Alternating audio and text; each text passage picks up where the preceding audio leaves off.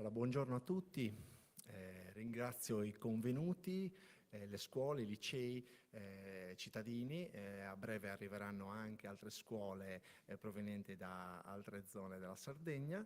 Questa è un'occasione straordinaria, un'occasione particolare in questa giornata di primavera bellissima, luminosa, quindi colgo l'occasione per dare il benvenuto a tutti.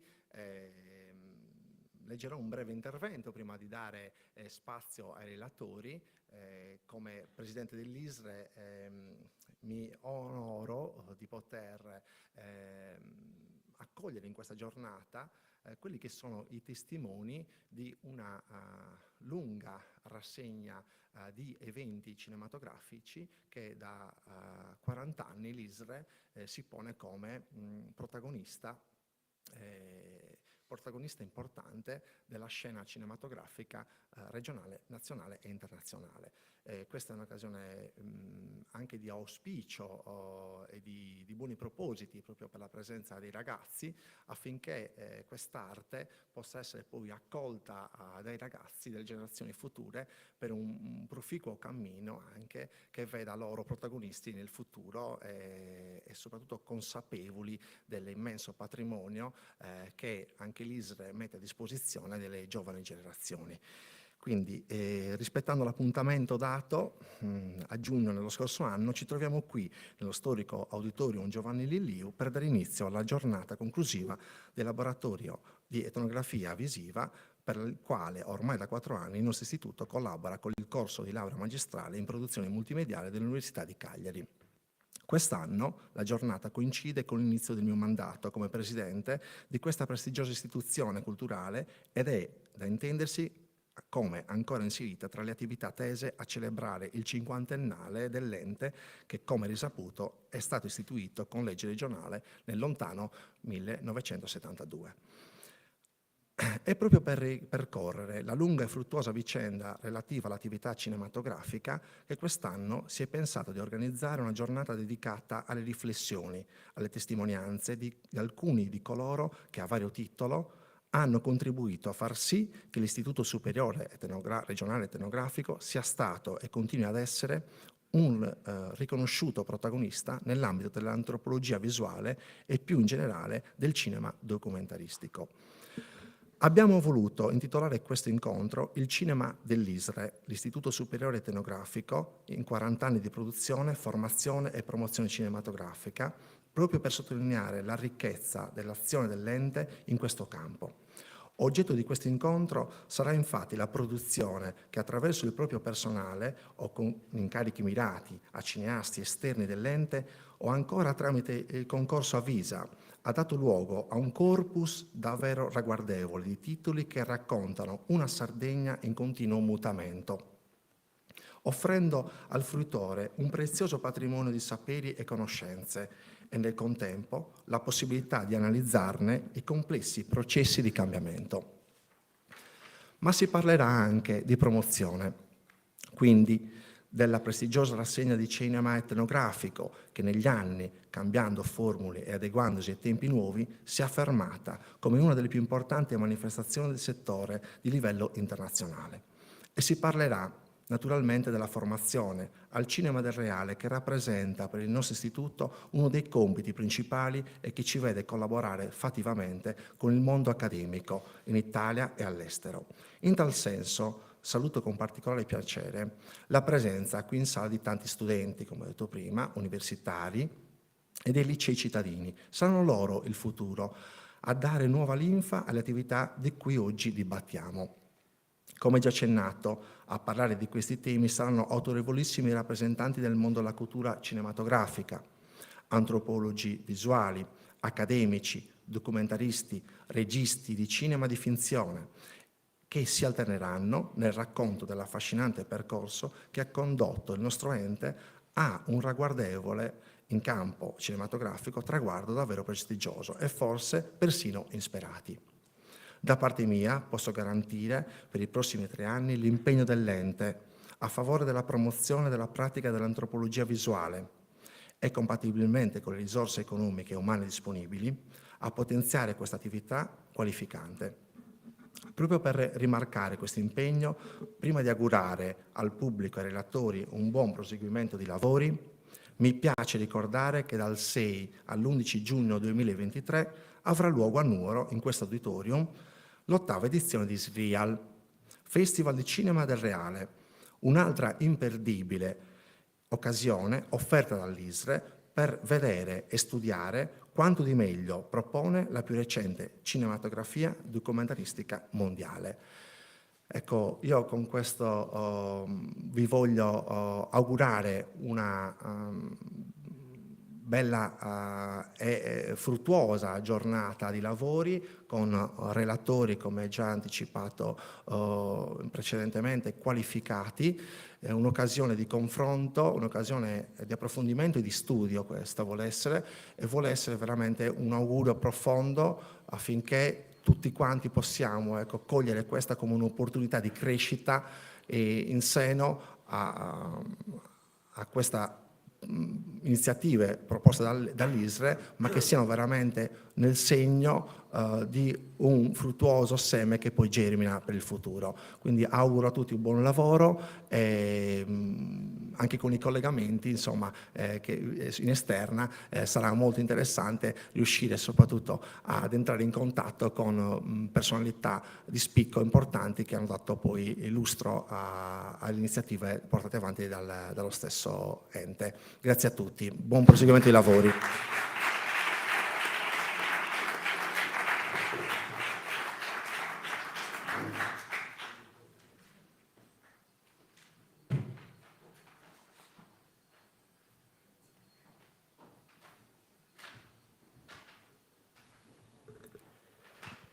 Benvenute e benvenuti, io sarò breve perché il Presidente ha fatto una perfetta cornice. Chiudiamo in bellezza il corso di etnografia visiva che in collaborazione con l'Università di Cagliari, anzi è proprio l'Università di Cagliari, il corso di laurea di produzione multimediale che lo definisce, lo organizza e si avvale della collaborazione di Ignazio che come dire è stato è ancora attualmente uno storico collega dell'Istituto Superiore Regionale Etnografico. Chiudiamo in bellezza, ma ne approfittiamo in questi giorni e in questi mesi per onorare i 50 anni di vita, siamo già nel 51esimo in realtà dell'Istituto, e perché no, per ricordare ancora i 40 anni e più di cinema ISRE, cinema etnografico, cinema antropologico, cinema in genere, prodotto in Sardegna, promosso in Sardegna, secondo appunto i 3 livelli di attività nel cinema che l'ISRE ha portato avanti, di cui parlava il Presidente, di promozione, produzione e formazione. Non sarà evidentemente uno sterile esercizio di memoria ricordare quello che l'Istituto ha fatto, perché non è stato banale in quegli anni in cui si iniziava come dire, a parlare di cinema etnografico in Sardegna. Nel lontano 77 ci fu un interessantissimo convegno che l'Istituto organizzò con l'Associazione Italiana di Cinematografia Scientifica. Qui abbiamo evidentemente i protagonisti di quel periodo che sicuramente ricorderanno e ci parleranno magari di quel periodo anche verosimilmente pionieristico in Sardegna e in Italia per quanto riguarda questo tipo di cinema. Però ecco, dicevo, non sarà un esercizio sterile di memoria, ma come sempre la storia ci porterà a capire meglio il presente, e del presente abbiamo parlato a proposito del Festival Israel, che diciamo nasce da tutte le esperienze pregresse del Festival di rassegna, della rassegna internazionale del cinema etnografico, poi CIEF, poi Festival di cinema reale. Ma mi piacerebbe parlare anche del concorso Avvisa, che continua con grandi risultati. Oggi ne parleremo presentando un progetto molto interessante del 2021, del bando Avvisa 2021. Sono scaduti i termini di recente dell'ultimo bando, avremo circa 12 progetti da esaminare, a breve verrà nominata la commissione, quindi insomma anche l'attualità che si avvale dell'esperienza pregressa, anche organizzativa, oltre che scientifica dell'istituto, anche l'attualità come dire, ci sorride.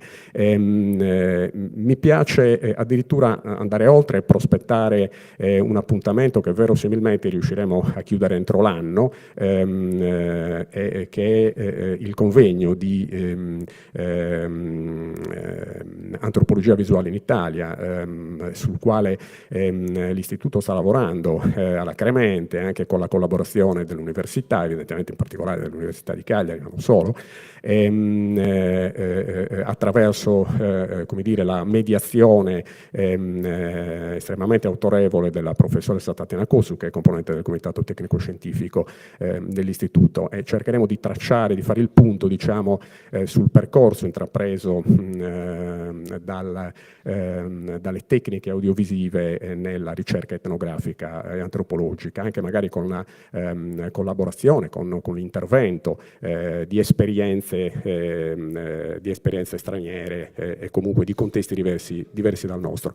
L'auspicio è quindi, ma ne sono convinto, di continuare a dedicare una parte della organizzazione delle risorse dell'ISRE, dell'attività dell'ISRE, che come sapete è molto complessa perché non è solo cinema, ma è anche gestione di musei, è anche gestione di un centro di documentazione ormai molto vasto, e anche attività di tutela, conservazione e promozione della musica in Sardegna a tutti i livelli, in particolare tradizionale ma non solo, e quant'altro. Quindi cercheremo nel futuro, con la grande sensibilità del comitato tecnico-scientifico e del consiglio di amministrazione che si è di recente insediato, di continuare in questo percorso. Grazie per l'attenzione, buon proseguimento.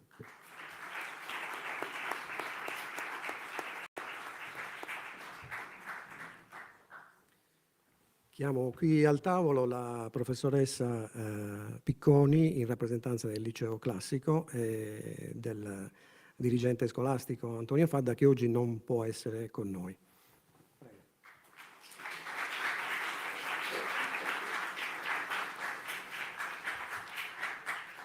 Buongiorno a tutti, io intanto vi porto appunto i saluti del nostro dirigente Antonio Fadda, che non è potuto essere qui, e devo ringraziare l'ISRE sentitamente, intanto per averci invitati in questa importantissima giornata di studi che celebra questa attività ormai pluridecennale e così prolifica dell'istituto, ma li ringrazio anche per il contributo che hanno dato al nostro progetto cinema, perché anche grazie al contributo dell'ISRE si è potuto realizzare un lavoro che è durato già 4 anni, seguito dal regista Salvatore Mireu, che ringrazio veramente sentitamente, e ha riguardato la realizzazione di un cortometraggio ispirato al romanzo di Alessandro De Roma, La mia maledizione.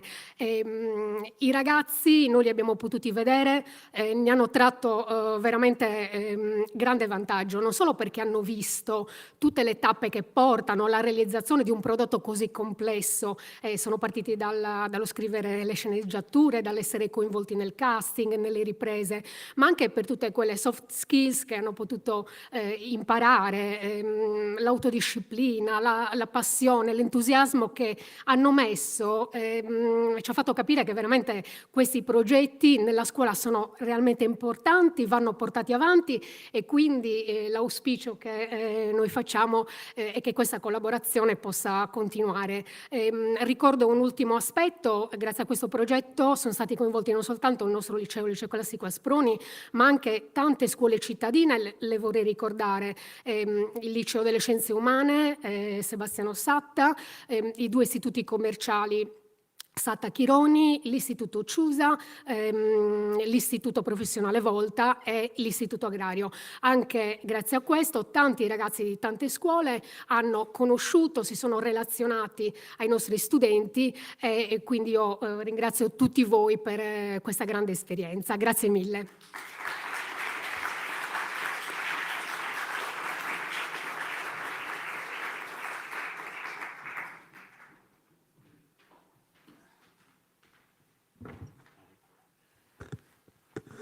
Allora, buongiorno a tutti. Io in realtà avevo preparato una piccola traccia di un brevissimo intervento, ma a questo punto mi sembra che sia stato detto tutto.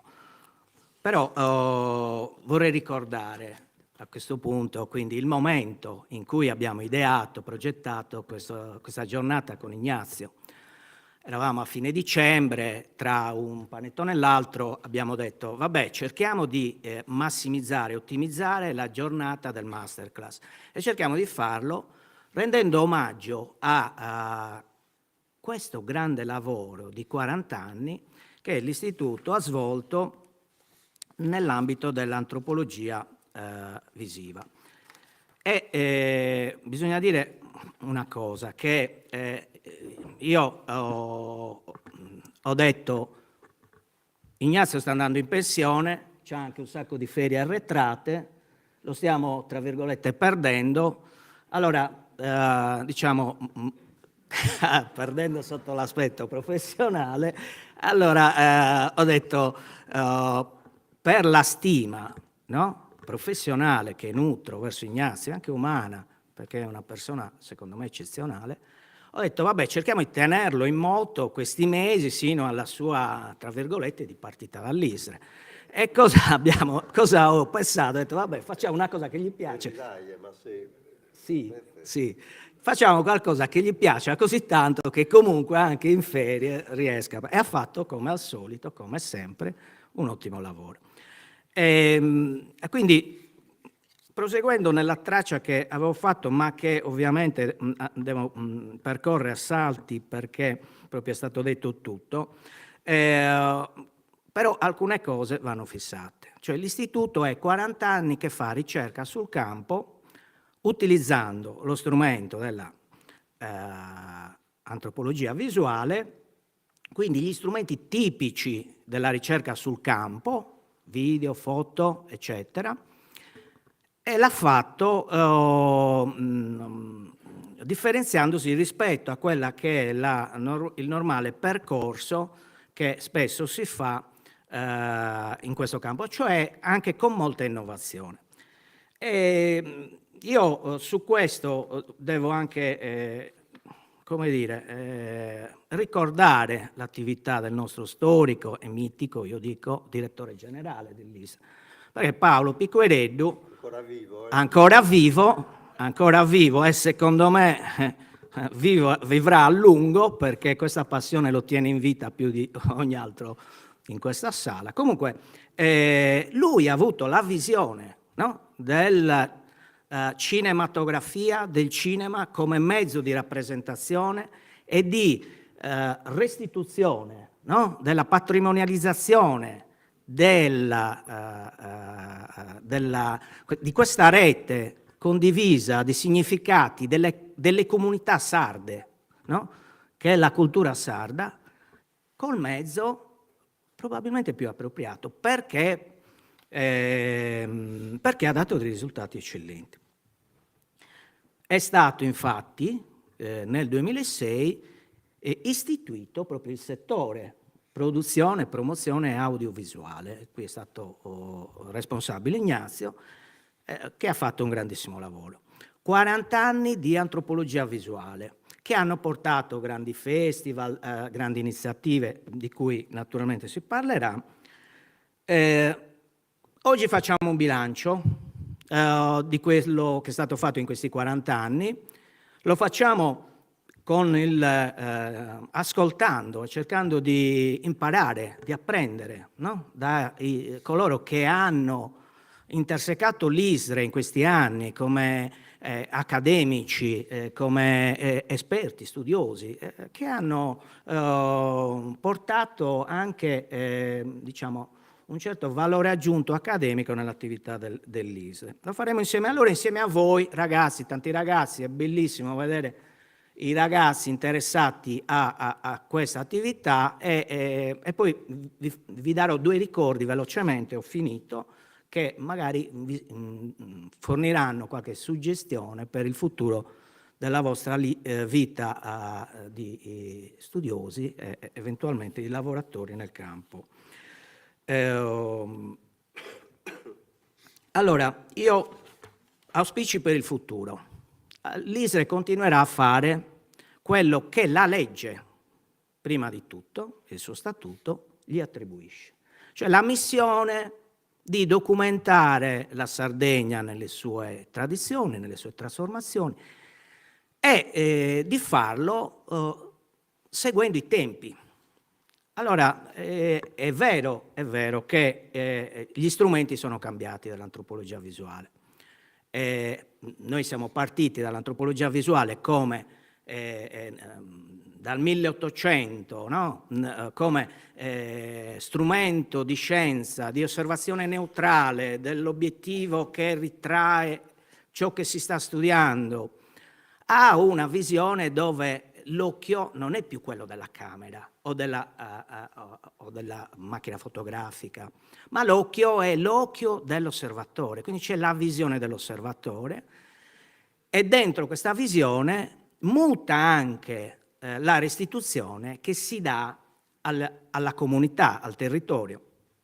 Questa cosa nel tempo noi sicuramente l'abbiamo gestita, dovremo gestirla ancora di più perché sono cambiate tante cose.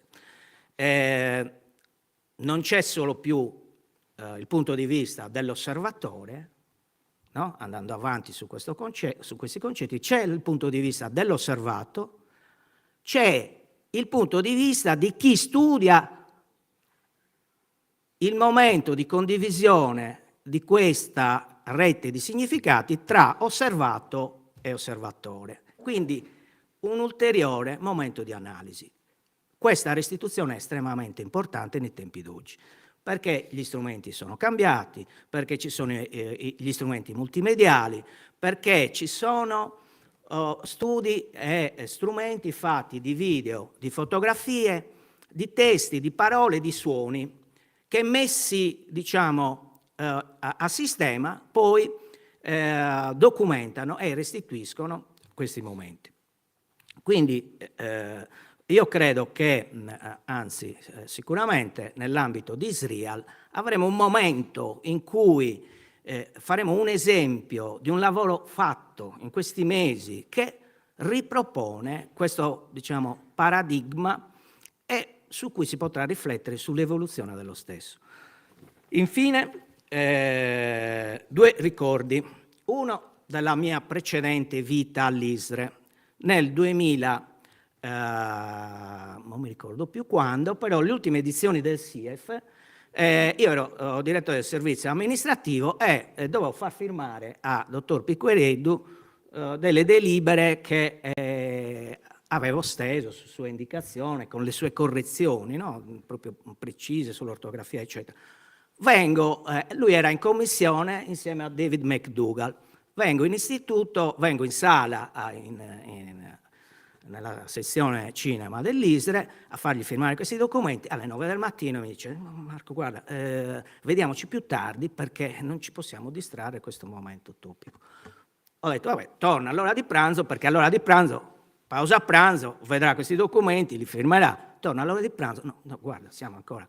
Insomma, alle 7 di sera lui mi firma questi documenti. Ed era, io credo, penso 12-14 ore in riunione permanente con David McDougall e la commissione che esaminava nel dettaglio ogni film, ogni produzione. Quindi, allora, l'attenzione al rigore è una cosa che ci deve restare, deve far parte del nostro lavoro. Il rigore poi si accompagna all'innovazione. E qui passo al secondo ricordo. Il secondo ricordo è di alcuni mesi fa. Torno all'ISRE dopo tanto tempo, occupandomi del settore del servizio tecnico-scientifico, non più di quello amministrativo, quindi immerso nei musei, costretto a studiare tante cose.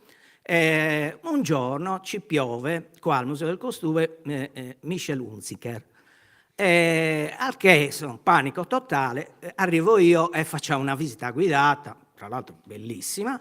Alla fine di questa visita guidata io ho fatto un po' come al solito, indossando la maglia dell'ISRE, ho finito, indossando la maglia dell'ISRE, ho fatto un po' diciamo di promozione dell'ente, quindi a Michel Hunziker gli ho fatto vedere le nostre pubblicazioni fotografiche bellissime, ok? E gliele spiegavo velocemente. Guardi, questo è l'edizione sulle foto di Suscinski, questo è Cinema transculturale di David McDougall, che tratta, ma molto velocemente. Va bene. Finita questa fase, lei doveva scappare, quindi non vedeva l'ora che io, come dire, terminassi questo mio momento di illustrazione e facciamo la foto. Facciamo la foto, io quindi gli porgo un bel libro illustrativo, no? Suscinski, con delle foto fantastiche che aveva visto, ho detto sicuramente gli piacerà. E mi dice no, la foto la facciamo con questo libro qui. Cioè ne aveva letto 2 righe, aveva sentito il mio racconto, si è incuriosita e quella foto in quei social ha fatto migliaia e migliaia di visualizzazioni. Ora quindi c'è una speranza per il cinema etnografico, per le materie demo-etnoantropologiche. Questa è una materia interessante e appassionante, studiatela e cercate se possibile di lavorarci. Buon lavoro a tutti, buona giornata.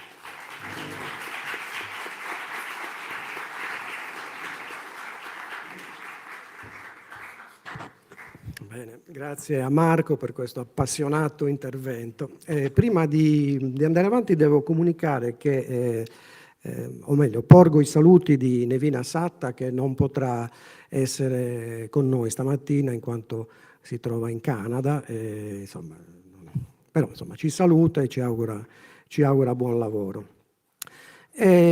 Allora, il tema ovviamente di questo nostro incontro sarà molto breve, anche perché in realtà la sessione del mattino è una sessione densissima e i tempi rischiano, insomma, come dire, di saltare. Ma, come dicevo, questo incontro è dedicato al cinema dell'Istituto Etnografico, ma soprattutto a questi incontri, a queste relazioni che si sono stabilite nel tempo e che hanno certamente dato modo agli autori che hanno incontrato l'Istituto di poter portare avanti i loro progetti, ma è stato anche un arricchimento per l'Istituto stesso. Pensiamo per esempio a film fondamentali come Tempus de Baristas, che appunto rappresenta davvero uno spartiacque per raccontare la Sardegna nello schermo e non solo, insomma è un film importantissimo per diverse ragioni. Però è anche la produzione di cinema di finzione, poi vedremo, insomma è un percorso ricco, articolato, del quale appunto parleremo nel corso della giornata. La mattinata prevede un incontro adesso con una sorta come dire, di conversazione, chiamiamola tavola rotonda se volete, che vedrà coinvolti Paolo Piquereddu, che è stato già in qualche modo presentato ed è lo storico già direttore generale dell'Istituto, che ovviamente ha dato vita, no? In qualche modo e ha seguito lo sviluppo di questa attività e non solo di questa attività evidentemente. Poi di Felice Tiragallo, che chiamerei qui al tavolo e vi prego anche di accoglierlo con un applauso. Un bel applauso.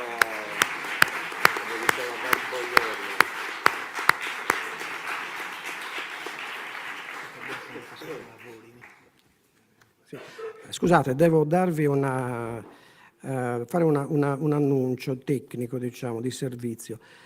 C'è un cantiere aperto qua sotto e c'è una Dacia Duster e poi una Clio nera e una Giulietta che impediscono il passaggio. Se qualcuno di voi è proprietario di queste vetture bisogna assolutamente spostarle, perché se no si rischia di non... Ecco. Allora, oltre naturalmente Felice e Tiragallo, noi avremo, e non so se è già, chiedo a Pierluigi Manca se c'è già in collegamento David McDougall, che parteciperà appunto a questa conversazione, così come Rossella Ragazzi. Allora, ovviamente per quanto riguarda McDougall abbiamo già detto, è una figura eminente nel campo dell'antropologia visuale, è conosciuto proprio a livello internazionale per i suoi importantissimi film che ha realizzato in Africa, in Australia, in Europa e in India, e che come dire, ha anche scritto saggi fondamentali riguardanti appunto l'antropologia visuale e le problematiche che sono connesse alla disciplina. Rossella Ragazzi invece è professore associato presso il Dipartimento di Scienze della Cultura del Museo Universitario di Tromsø in Norvegia. Ha realizzato anche lei molti film etnografici, mi piace citare in particolare la Mémoire d'Ur che qui al Festival di Nuoro si è aggiudicato il premio. Naturalmente poi, ecco, vedo che già abbiamo nessuno. Io ci sono. Ah, ecco Rossella. Però non c'è la mia immagine, l'immagine è stata tolta da voi, però non ha importanza. Va bene. Ho appena finito di presentarti, insomma, quindi attendiamo adesso David, perché prima di iniziare questa conversazione, di passare la parola a Paolo, insomma, che ci illustri un po' il contesto in cui nasce e si sviluppa questa attività che poi negli anni diventa centrale nell'azione dell'istituto, vorrei farvi vedere un brevissimo contributo video che in qualche modo ripercorre la presenza di questi nostri protagonisti di questa chiacchierata e che penso faccia piacere anche a loro vedere. Però ecco, mi piacerebbe che fosse collegato, ecco qui, vedo benissimo adesso Rossella. Non so se possiamo parlare, salutarla. Sì, sì, senz'altro, ciao, assolutamente Rossella. sì. Bello. Ok. Questi microfoni sono attivi, questi altri Sì, due? pronto? Sì. Sì. Ok, benissimo. Ecco, abbiamo qualche problema con David McDougall? C'è? Bene. Magari non lo vediamo, però. Yes, I'm here. Ok. If you can hear me. Ok. Sì, sono qui, potete sentirmi? Sì, molto bene, chiaramente. Bene, benvenuto David. Salutiamo anche David.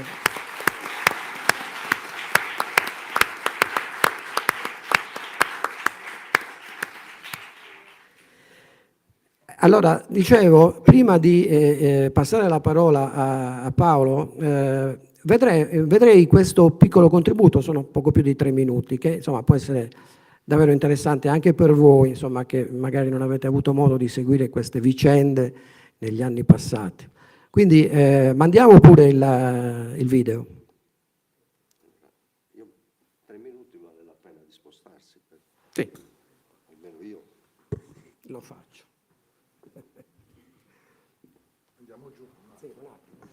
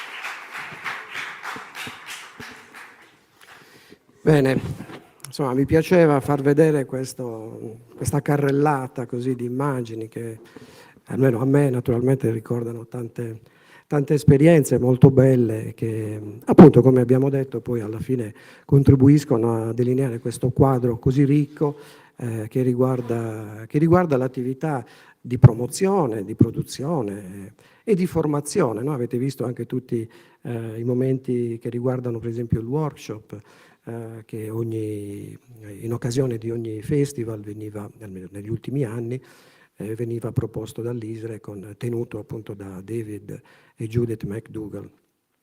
E poi abbiamo visto momenti davvero importantissimi, come per esempio la prima permanenza di David McDougall in Sardegna e a Nuoro e all'ISRE, e che risale proprio al 1991 in occasione del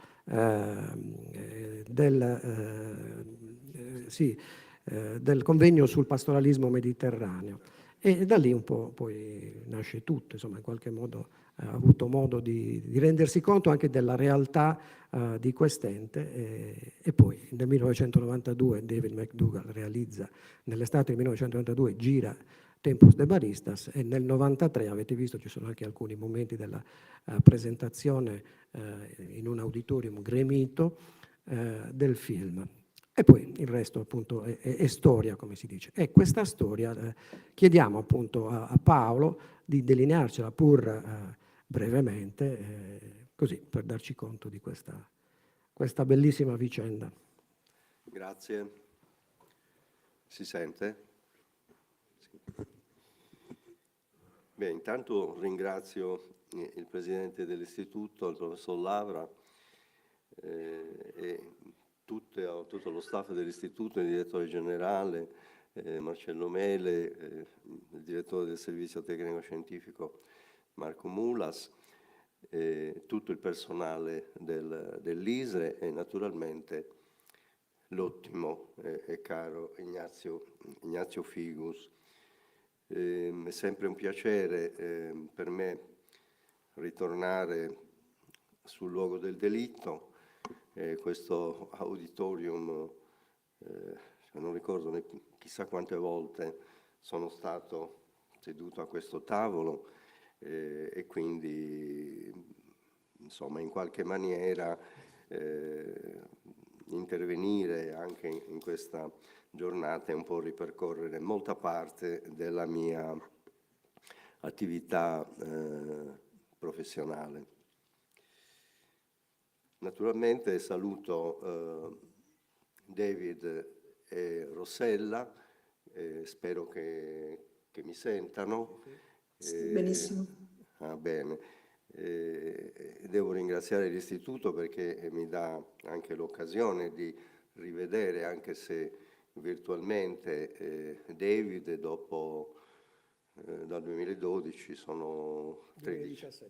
2017. Dal 2017 per il seminario, ok. Così come Rossella. Dunque io ho il compito di ripercorrere, come già è stato detto, ben 40 anni di attività, quindi sarò necessariamente un po' lungo. In genere non è mia abitudine fare delle lunghe relazioni, però effettivamente mi è risultato difficile condensare più di quanto non abbia fatto in un testo questo racconto, diciamo così. Leggo per non disperdermi, perché amo sconfinare su altri temi, e quindi cerco di essere preciso sotto questo profilo, anche se questo inevitabilmente può rendere un po' monotona l'esposizione. Allora, iniziamo. L'ho diviso in due parti, prima di Tempus de Baristas e dopo Tempus de Baristas, perché Tempus de Baristas sarà al centro della mia relazione. Fin dai primi anni della sua attività, l'Istituto ha dimostrato un particolare interesse nei confronti del cinema e delle produzioni audiovisuali quali ambito di perseguimento della sua missione istituzionale. Basti ricordare, e già è stato ricordato, il convegno del 1977 intitolato Cinema, fotografia e videotape nella ricerca etnografica in Italia. Fu questo un evento fondativo per l'Istituto, grazie alla presenza di molti degli studiosi italiani più rappresentativi, impegnati in attività di studi e ricerche nel campo della demoetnoantropologia, condotte attraverso l'uso dei mezzi audiovisivi.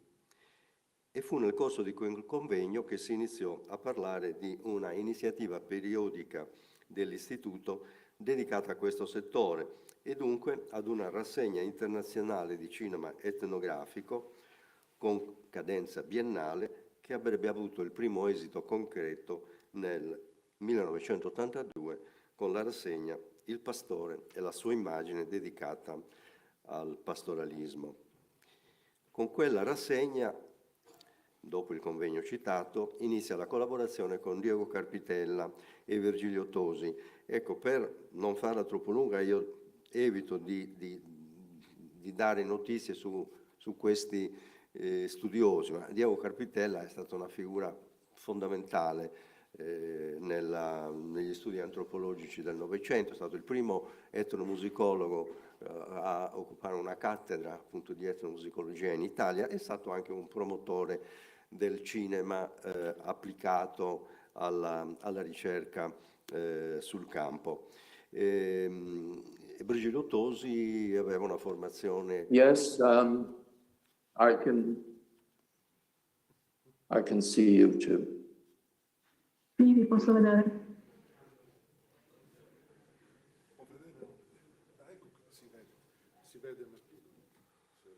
Ok.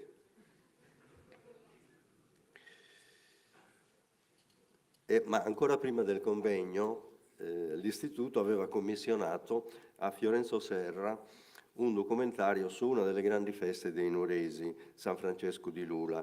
Serra era il più importante documentarista sardo che operò nella seconda metà degli anni 40 fino ai primi anni 70, realizzando una quantità di film documentari che costituiscono la più estesa documentazione visiva sulla società sarda dal secondo dopoguerra agli anni 70 del Novecento. Documentazione peraltro ampiamente conosciuta e apprezzata non solo nell'isola ma in tutta Italia. Fiorenzo Serra fece parte del comitato di selezione delle rassegne dell'82, 84 e 86. E ancora 10 anni dopo il lavoro di Serra, l'ISLE produsse un altro documentario affidandone la realizzazione a un regista napoletano, Gabriele Palmieri, che aveva presentato con grande successo un suo lavoro, La Festa Felice, nella rassegna dell'84, intitolata Il mondo alla rovescia.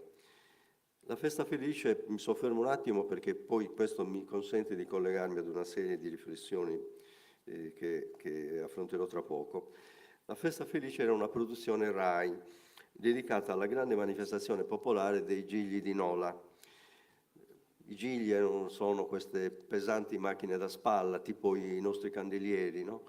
Che in occasione del patrono della città di Nola, San Paolino, vengono trasportate per le vie della città, costituendo in questa maniera una festa di una grande partecipazione e una grande passione. Io rimasi molto colpito da questo documentario e grazie al film La Festa Felice Palmieri fu incaricato dall'Istituto di realizzare un documentario sul tema che avrebbe caratterizzato la rassegna del 1986, cioè le nozze. Infatti, accogliendo le nostre proposte, Palmieri girò un film ad Orosei intitolato Descrizione del matrimonio, siamo appunto nel 1986. Orosei perché Orosei era un paese che da anni era oggetto dei nostri studi, delle nostre ricerche, e quindi era un ambiente che conoscevamo e che era molto disponibile ad accogliere un progetto cinematografico. Il film venne girato con una troupe cinematografica classica, ridotta, ma comunque molto ben strutturata e con dei professionisti molto di alta qualità. Ricordo che il direttore della fotografia era niente di meno Marcello Gatti, che era uno dei più importanti direttori della fotografia del periodo. Per capirci, aveva diretto la fotografia nella battaglia di Algeri, il film di Pontecorvo, Queimada, sempre di Pontecorvo, Le 4 giornate di Napoli, di Lizzani, eccetera. Il film non piacque granché, venne presentato nel corso della rassegna Le Nozze, e viene visto come dire, privo di un bagaglio di conoscenze sul contesto dei fatti rappresentati, improvvisato. Insomma, un prodotto televisivo equivalente ad un lavoro commerciale e superficiale. Ecco, d'altra parte le edizioni della rassegna internazionale degli anni '80 recano il segno della collaborazione scientifica e organizzativa dell'Associazione Italiana di Cinematografia Scientifica, AICS, presieduta e diretta da Virgilio Tosi e in alternanza da Diego Carpitella. Entrambi erano molto legati al mondo accademico italiano e protagonisti del dibattito sul cinema scientifico e demoetnoantropologia e sostenitori dell'importanza dei film uniconcettuali. Anche qui non mi soffermo sul termine, però devo dire che i loro riferimenti internazionali, sebbene fin dalle prime edizioni della rassegna dell'82 noi avessimo avuto un personaggio che era in quel momento il più importante regista etnografo, Jean Rouch, tuttavia i principali riferimenti internazionali di Virgilio Tosi e Diego Carpitella era l'Istituto di Cinematografia Scientifica di Göttingen, che era tanto presente che noi ormai pronunciavamo come se niente fosse Institut für den Wissenschaftlichen Film. E infatti io adesso non so più pronunciarla, Institut für den Wissenschaftlichen Film. Allora, come erano i film di Göttingen? I film dell'Istituto di Göttingen, che appunto costituivano una percentuale rilevante dei film in programma delle prime edizioni della rassegna, furono peraltro oggetto di forti critiche da parte di alcuni partecipanti alle rassegne, e cito un accesissimo dibattito in questa sala tra Gisela Wolger, che era una etnologa tedesca, con Hans Karl Gall, che era il direttore dell'Istituto di Göttingen.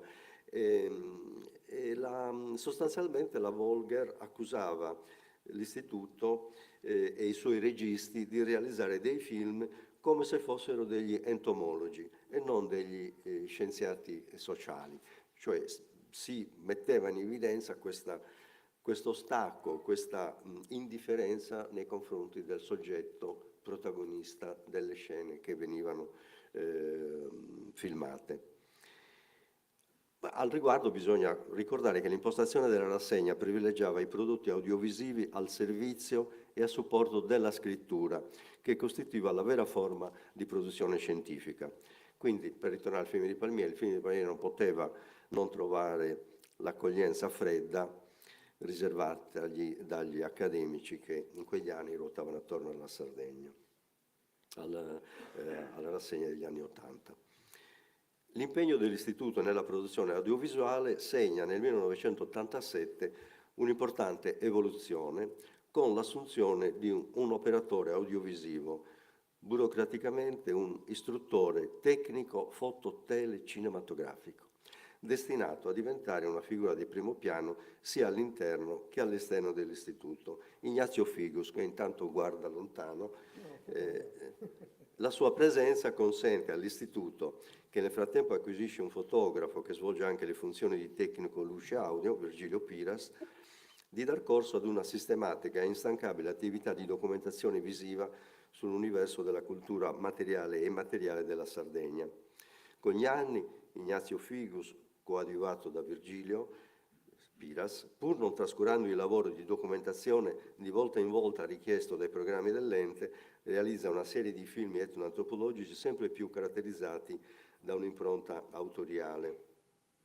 Potrei citarne diversi, ma in questa circostanza mi piace ricordare I giorni di Lollove, coautore Virginio Piras, girato tra l'autunno del 1989 e la primavera del 90, edito nel 1996.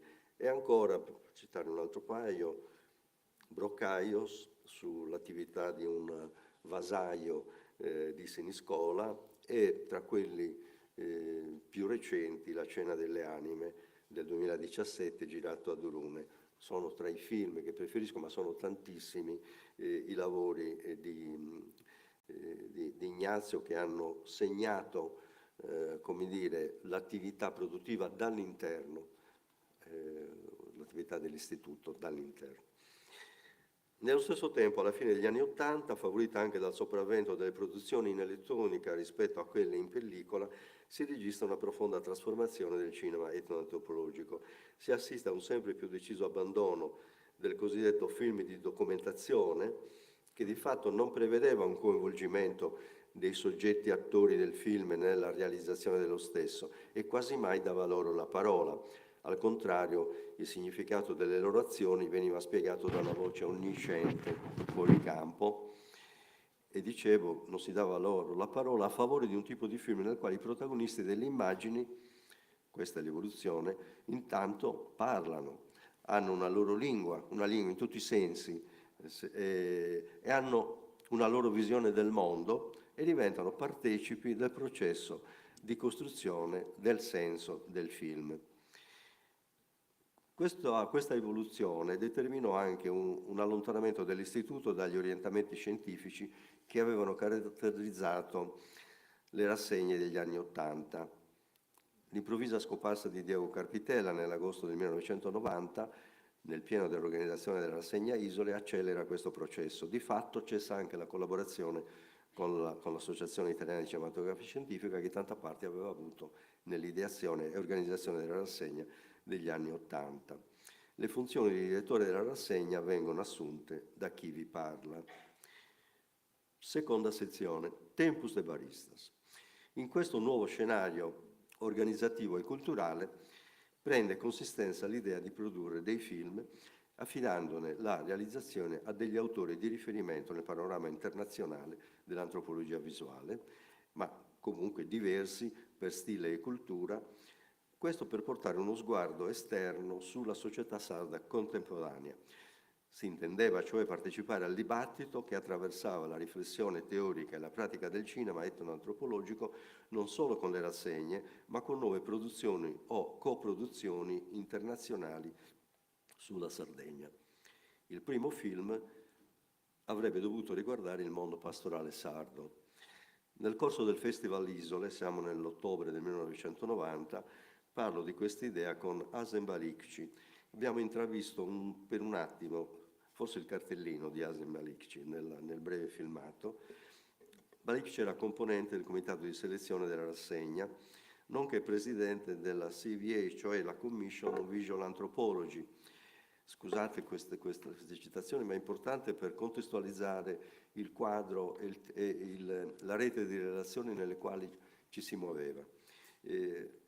La Commission on Visual Anthropology afferiva alla UIS, cioè l'International Union of Anthropological and Ethnological Sciences, cioè un'organizzazione mondiale di scienziati e istituzioni che lavoravano nel campo dell'antropologia e dell'etnologia. Due note una nota, diciamo, su Balikci, che era un cineasta, cosmopolita, professore universitario di origine bulgara, ma cresciuto a Istanbul, con una rete inesauribile di informazioni e contatti. Era un professore universitario in Canada. E nello stesso tempo Balikci era uno dei più convinti sostenitori della rassegna dell'Isre, che apprezzava anche per la sua collocazione geografica marginale rispetto a quella degli altri festival, quasi tutti con sede in grandi città o all'interno di sedi universitarie. Malikci, tra l'altro, è stato autore di alcuni documentari famosissimi, come la serie sugli eschimesi del Canada dell'etnia Netsilik, è stato autore di un famoso documentario girato in Pakistan, The Songs of J. Aymar. Ha girato in Siberia alcune Chronicle of Cyreniki, che sono dei film didattici di grandissimo interesse. Insomma, un personaggio, uno studioso veramente fuori dal comune. E Azem Malikci mi propone di rivolgermi a David McDougall, che descrive come l'autore più innovativo nello scenario internazionale, e Azem si dichiara anche disponibile a mandare a David una lettera di presentazione del progetto e insieme di presentazione dell'ISRE e della mia persona. Naturalmente accetto questa proposta. Questa lettera parte il 2 marzo del 91 e in essa si descrivono a grandi linee le attività dell'istituto, il progetto produttivo e gli obiettivi di massima dell'iniziativa. La risposta di David arriva all'istituto qualche settimana dopo. David rientra dopo un periodo di assenza a Canberra presso l'Australian Institute for Aboriginal Studies, dove in quel periodo lavora, e accetta e si dichiara soprattutto molto interessato a partecipare a questo progetto, e naturalmente chiede dei dettagli sul progetto. Io non conoscevo di persona David, ma conoscevo solo 2 suoi lavori. To Live with Hertz, un film che ha fatto epoca, che aveva vinto il Gran Premio Venezia Gente al Festival di Venezia del 1972. Era uno dei primi film nei quali si sentivano dei popoli africani parlare la loro lingua, il film aveva i sottotitoli, aveva destato un grandissimo interesse, aveva avuto un grande successo. E poi conoscevo Wedding Camels, che era stato presentato nella rassegna dell'ISRE del 1986, che era intitolata Alle nozze, no? Wedding Camels è un altro film che io considero importantissimo, fa parte di una trilogia sui Turkana, una popolazione del Kenya, e tratta di un tema classico dell'antropologia, cioè il prezzo della sposa.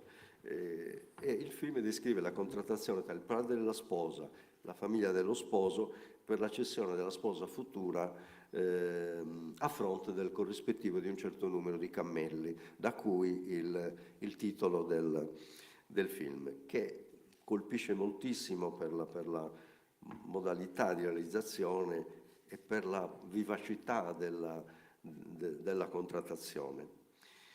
Quindi, al di là di questo, ovviamente conoscevamo questi film, ma è grazie soprattutto a questa intermediazione, a questa garanzia che ci dava Azem Malikci, che siamo riusciti a coinvolgere David. Questa ipotesi passa anche nel Consiglio di amministrazione, presieduto allora dal grande professor Lilliu, che non posso non ricordare per la grande apertura che ha sempre dimostrato nei nostri confronti, e per la fiducia che anche in quell'occasione mi aveva e ci aveva dato.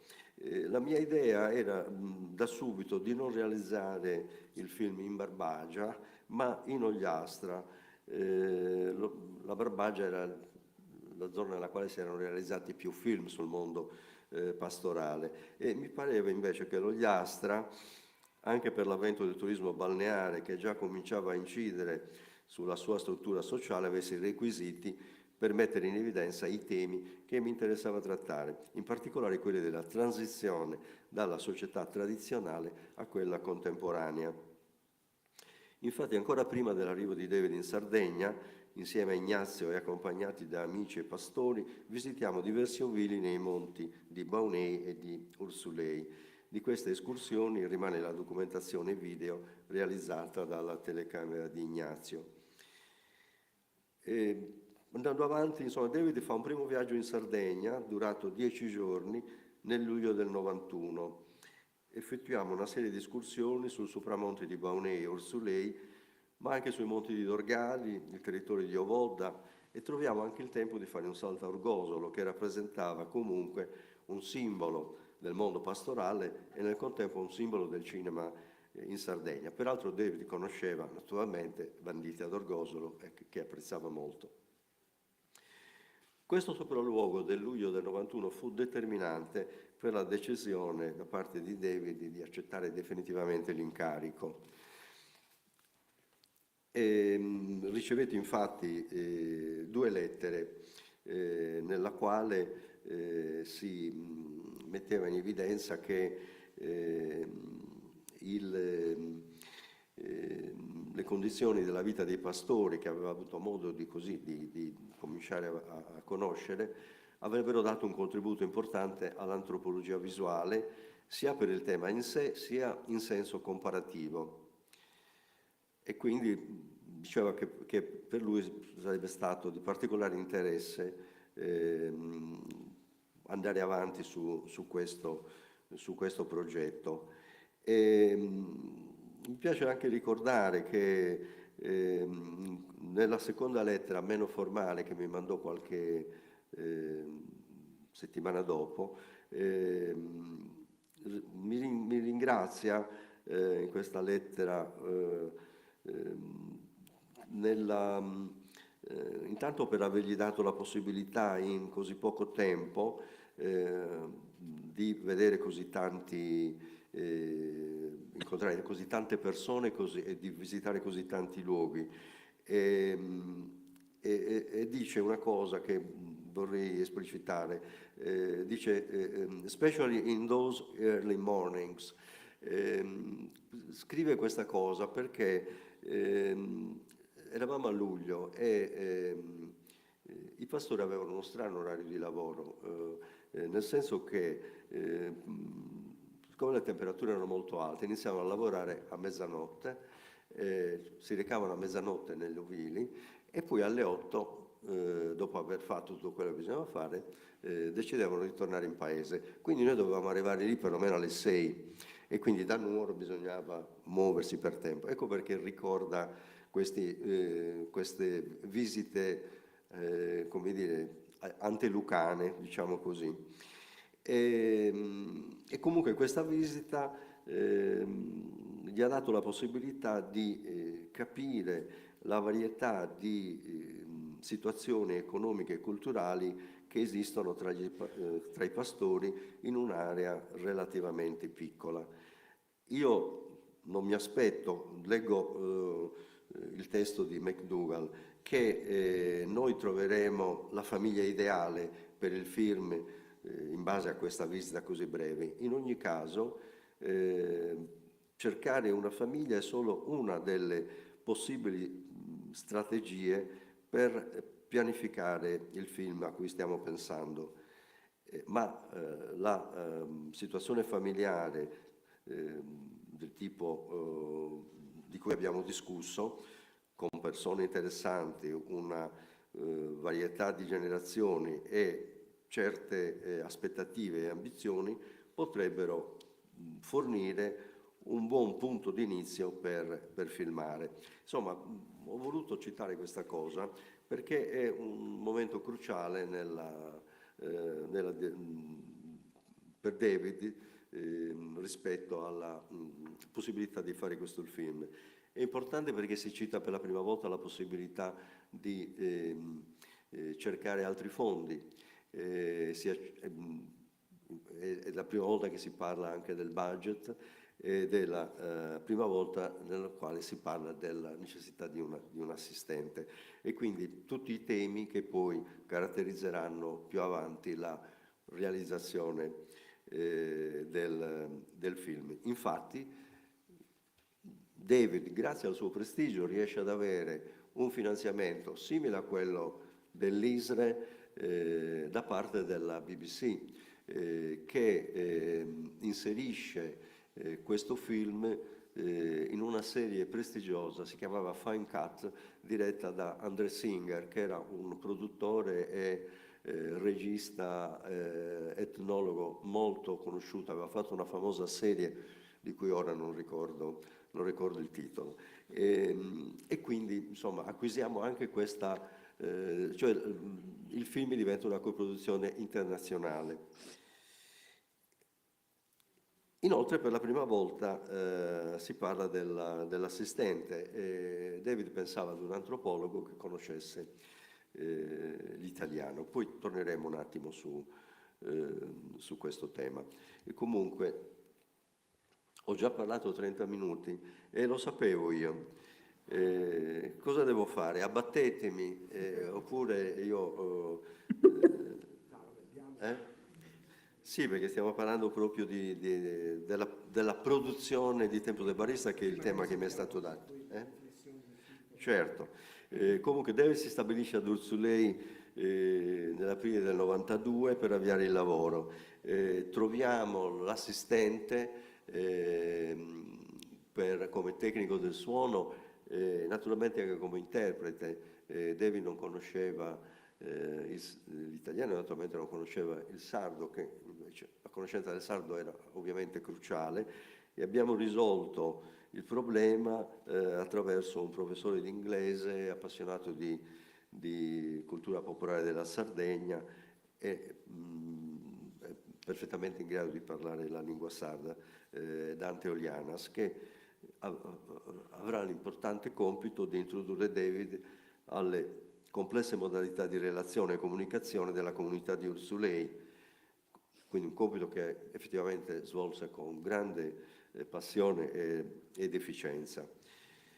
La realizzazione del film fu molto faticosa e credo che David, che mi ascolta, possa anche confermare che ci furono dei momenti di scoramento perché non venivano fuori i temi che lui voleva. Però poi a un certo punto, adesso taglio di brutto, diciamo, a un certo punto il film viene fuori e quindi viene fuori questo film di osservazione nel quale David non predispone niente, ma semplicemente segue lo svolgersi dei fatti, come dire, le opere e i giorni di questi pastori senza predisporre nulla che servisse a modificare l'effettivo svolgersi di queste giornate. Viene fuori anche la visione intergenerazionale a cui David teneva tanto, e la personalità dei tre protagonisti. Ovviamente credo che tutti voi conoscano i contenuti del film, diversamente dai film precedenti sul mondo pastorale. Tempus de Barista non presenta un mondo, io ho spesso parlato di questo aspetto, cioè non presenta un mondo epico, cioè quello della lotta del pastore contro la natura ingrata e arida, ma invece rivela delle situazioni intime, rivela la personalità, la visione della vita di questi tre protagonisti e ne rivelano gli stati d'animo. Dei tre, ovviamente, Miminu, quello dell'età di mezzo, che è il meno fortunato rispetto, diciamo, alle prospettive che ha, e infatti a Miminu si deve la frase "questo è il tempo dei baristi in spiaggia", che poi darà il titolo del film.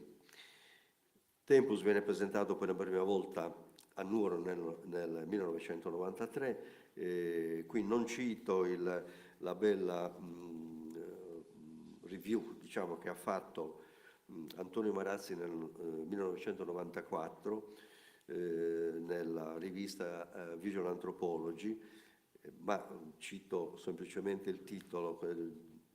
Marazzi dice che Tempus de Barista è un film di formazione, un Bildungsfilm, prendendo la denominazione di Bildungsroman, no? Che è il romanzo di formazione tanto presente nella letteratura dell'Ottocento, e mette in evidenza il tempo interno del film, cioè che è uno dei motivi conduttori del film.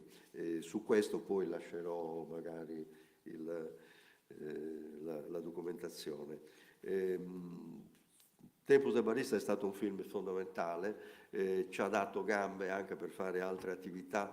Di queste io voglio ricordare Avvisa, una iniziativa di cui io sono personalmente molto orgoglioso, perché ci ha permesso di sconfinare dai limiti stretti, almeno così venivano letti i limiti dello statuto. In realtà non erano così stretti, bisognava trovare forme nuove di dar corso allo statuto.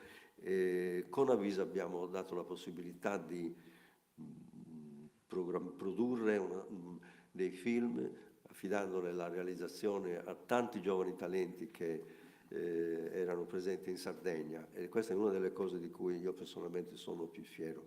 E Avvisa è stato preceduto da una prova di produzione fiction, chiamiamola, con un altro lavoro a cui io sono affezionatissima, cioè Il mare di Salvatore Mereu.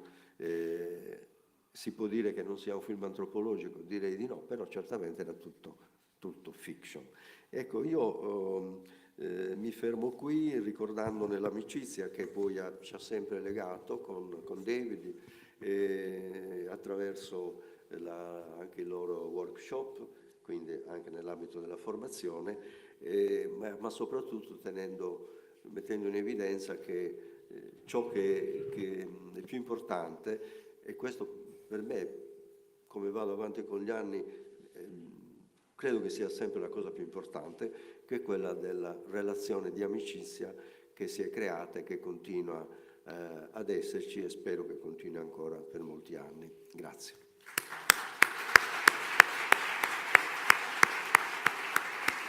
Grazie Paolo, grazie per questo denso intervento, e ti ringrazio anche perché per essere riuscito in qualche modo a contenere in un tempo ragionevole una vicenda così complessa, così articolata, e comunque per averci dato conto in maniera efficace, insomma, di questa stagione.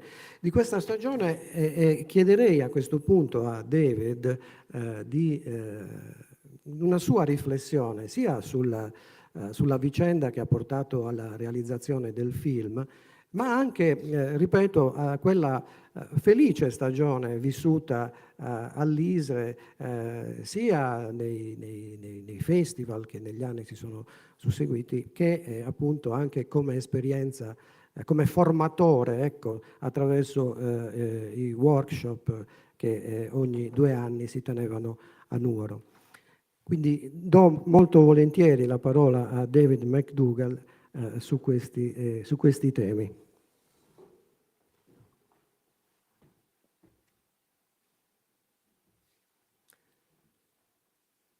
Thank you, Paolo. Grazie Paolo. Spero che tutti voi possiate sentirmi. Ritengo che il fatto di aver cominciato a collaborare con l'istituto è stato di 3 generi, principalmente, come descriveva Paolo all'inizio, nella realizzazione di Tempus de Baristas, ma al contempo la nostra collaborazione è proseguita negli anni, per molti anni. Tutti i festival che si tenevano ogni 2 anni, naturalmente, e poi gli workshop che ho condotto con gruppi di studenti che volevano appunto imparare a utilizzare la macchina cinematografica e svilupparla in questa materia, antropologia in alcuni casi, ma si poteva trattare anche di storia, archeologia o un numero di altre varie discipline. E in particolare per quanto concerne il SIEF, il festival, sono stato coinvolto in una duplice veste. In un primo tempo mi sono occupato nel comitato di selezione di scegliere i film che poi sarebbero stati presentati al festival, e lì ho lavorato con diverse persone, con questo gruppo di persone abbiamo avuto degli incontri 4-5 mesi prima del festival, e spesso abbiamo visto più di 100 film. E a volte siamo arrivati addirittura a 200 film da visionare, quindi è chiaro che lavoravamo dalla mattina alla sera, vedevamo insieme questi film, cercando di selezionare il gruppo che potesse essere il più adeguato per la presentazione al festival, con un tema che ogni volta era diverso. Sono memorabili occasioni anche per ricordare il lavoro duro che abbiamo avuto insieme, ma anche il piacere di lavorare con Paolo e con gli altri membri del comitato di selezione, perché questo ci ha permesso di visionare tanti film, di essere anche esposti a una varia modalità di approcciare la società attraverso il cinema. Questo è stato per me veramente molto importante personalmente. In altre occasioni, invece, mi sono dedicato a far parte della giuria del festival, e anche questa è stata un'esperienza particolarmente interessante, perché la giuria a cui ho partecipato era formata da persone che provenivano da vari ambiti diversi, antropologi, cineasti, altri che invece non avevano queste due figure professionali. Molti si occupavano di cinema, documentari, altri non sapevano invece praticamente niente della materia, quindi questa sorta di negoziazione fra le varie persone perché si potesse poi arrivare ad attribuire un premio ai film. Mi ricordo alcune occasioni in cui abbiamo avuto, per esempio, discussioni piuttosto tese su alcuni film. In un'occasione mi ricordo, per esempio, ero assieme a Mark Pio e abbiamo avuto una discussione accesa su taluni principi. E uno dei film principali della rassegna, che era già stato visto in diversi festival, che aveva anche vinto dei prezi, e alcuni partecipanti della commissione dicevano forse dovremmo dare il premio a cineasti più giovani o meno conosciuti. Ebbene, Mark e io ci siamo alzati e abbiamo detto, anche se questi film forse sono già stati visti prima, sono stati introdotti e presentati al festival perché potessero essere giudicati sullo stesso livello degli altri, quindi se dovessimo considerare invece altri criteri non saremmo corretti, e quindi nella selezione occorre considerare nell'attribuire il premio tutti i film allo stesso livello, e questo ci ha infatti portato a una discussione molto accesa, tanto che poi è stata data l'assegnazione al premio di quell'anno.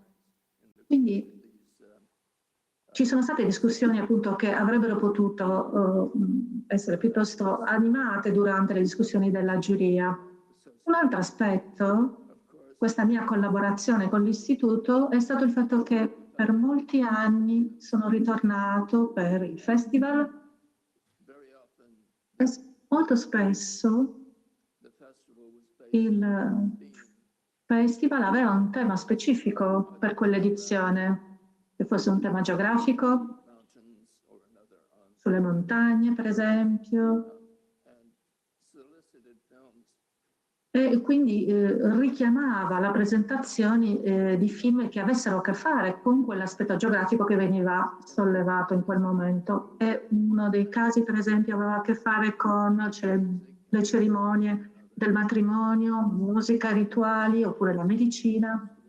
Insomma, ogni edizione del festival aveva un tema specifico e il nostro lavoro nella selezione consisteva proprio nel trovare quei film che potessero rispondere nel miglior modo possibile a quei temi che venivano proposti, ma naturalmente questo generava dei problemi, perché se il tema, per esempio, non era trattato e, per esempio, se non c'era un fiume, perché il tema era il fiume, e se nessuno avesse fatto un film sui fiumi in quel periodo, avremmo dovuto veramente fare un grosso lavoro per trovare dei film da presentare al festival.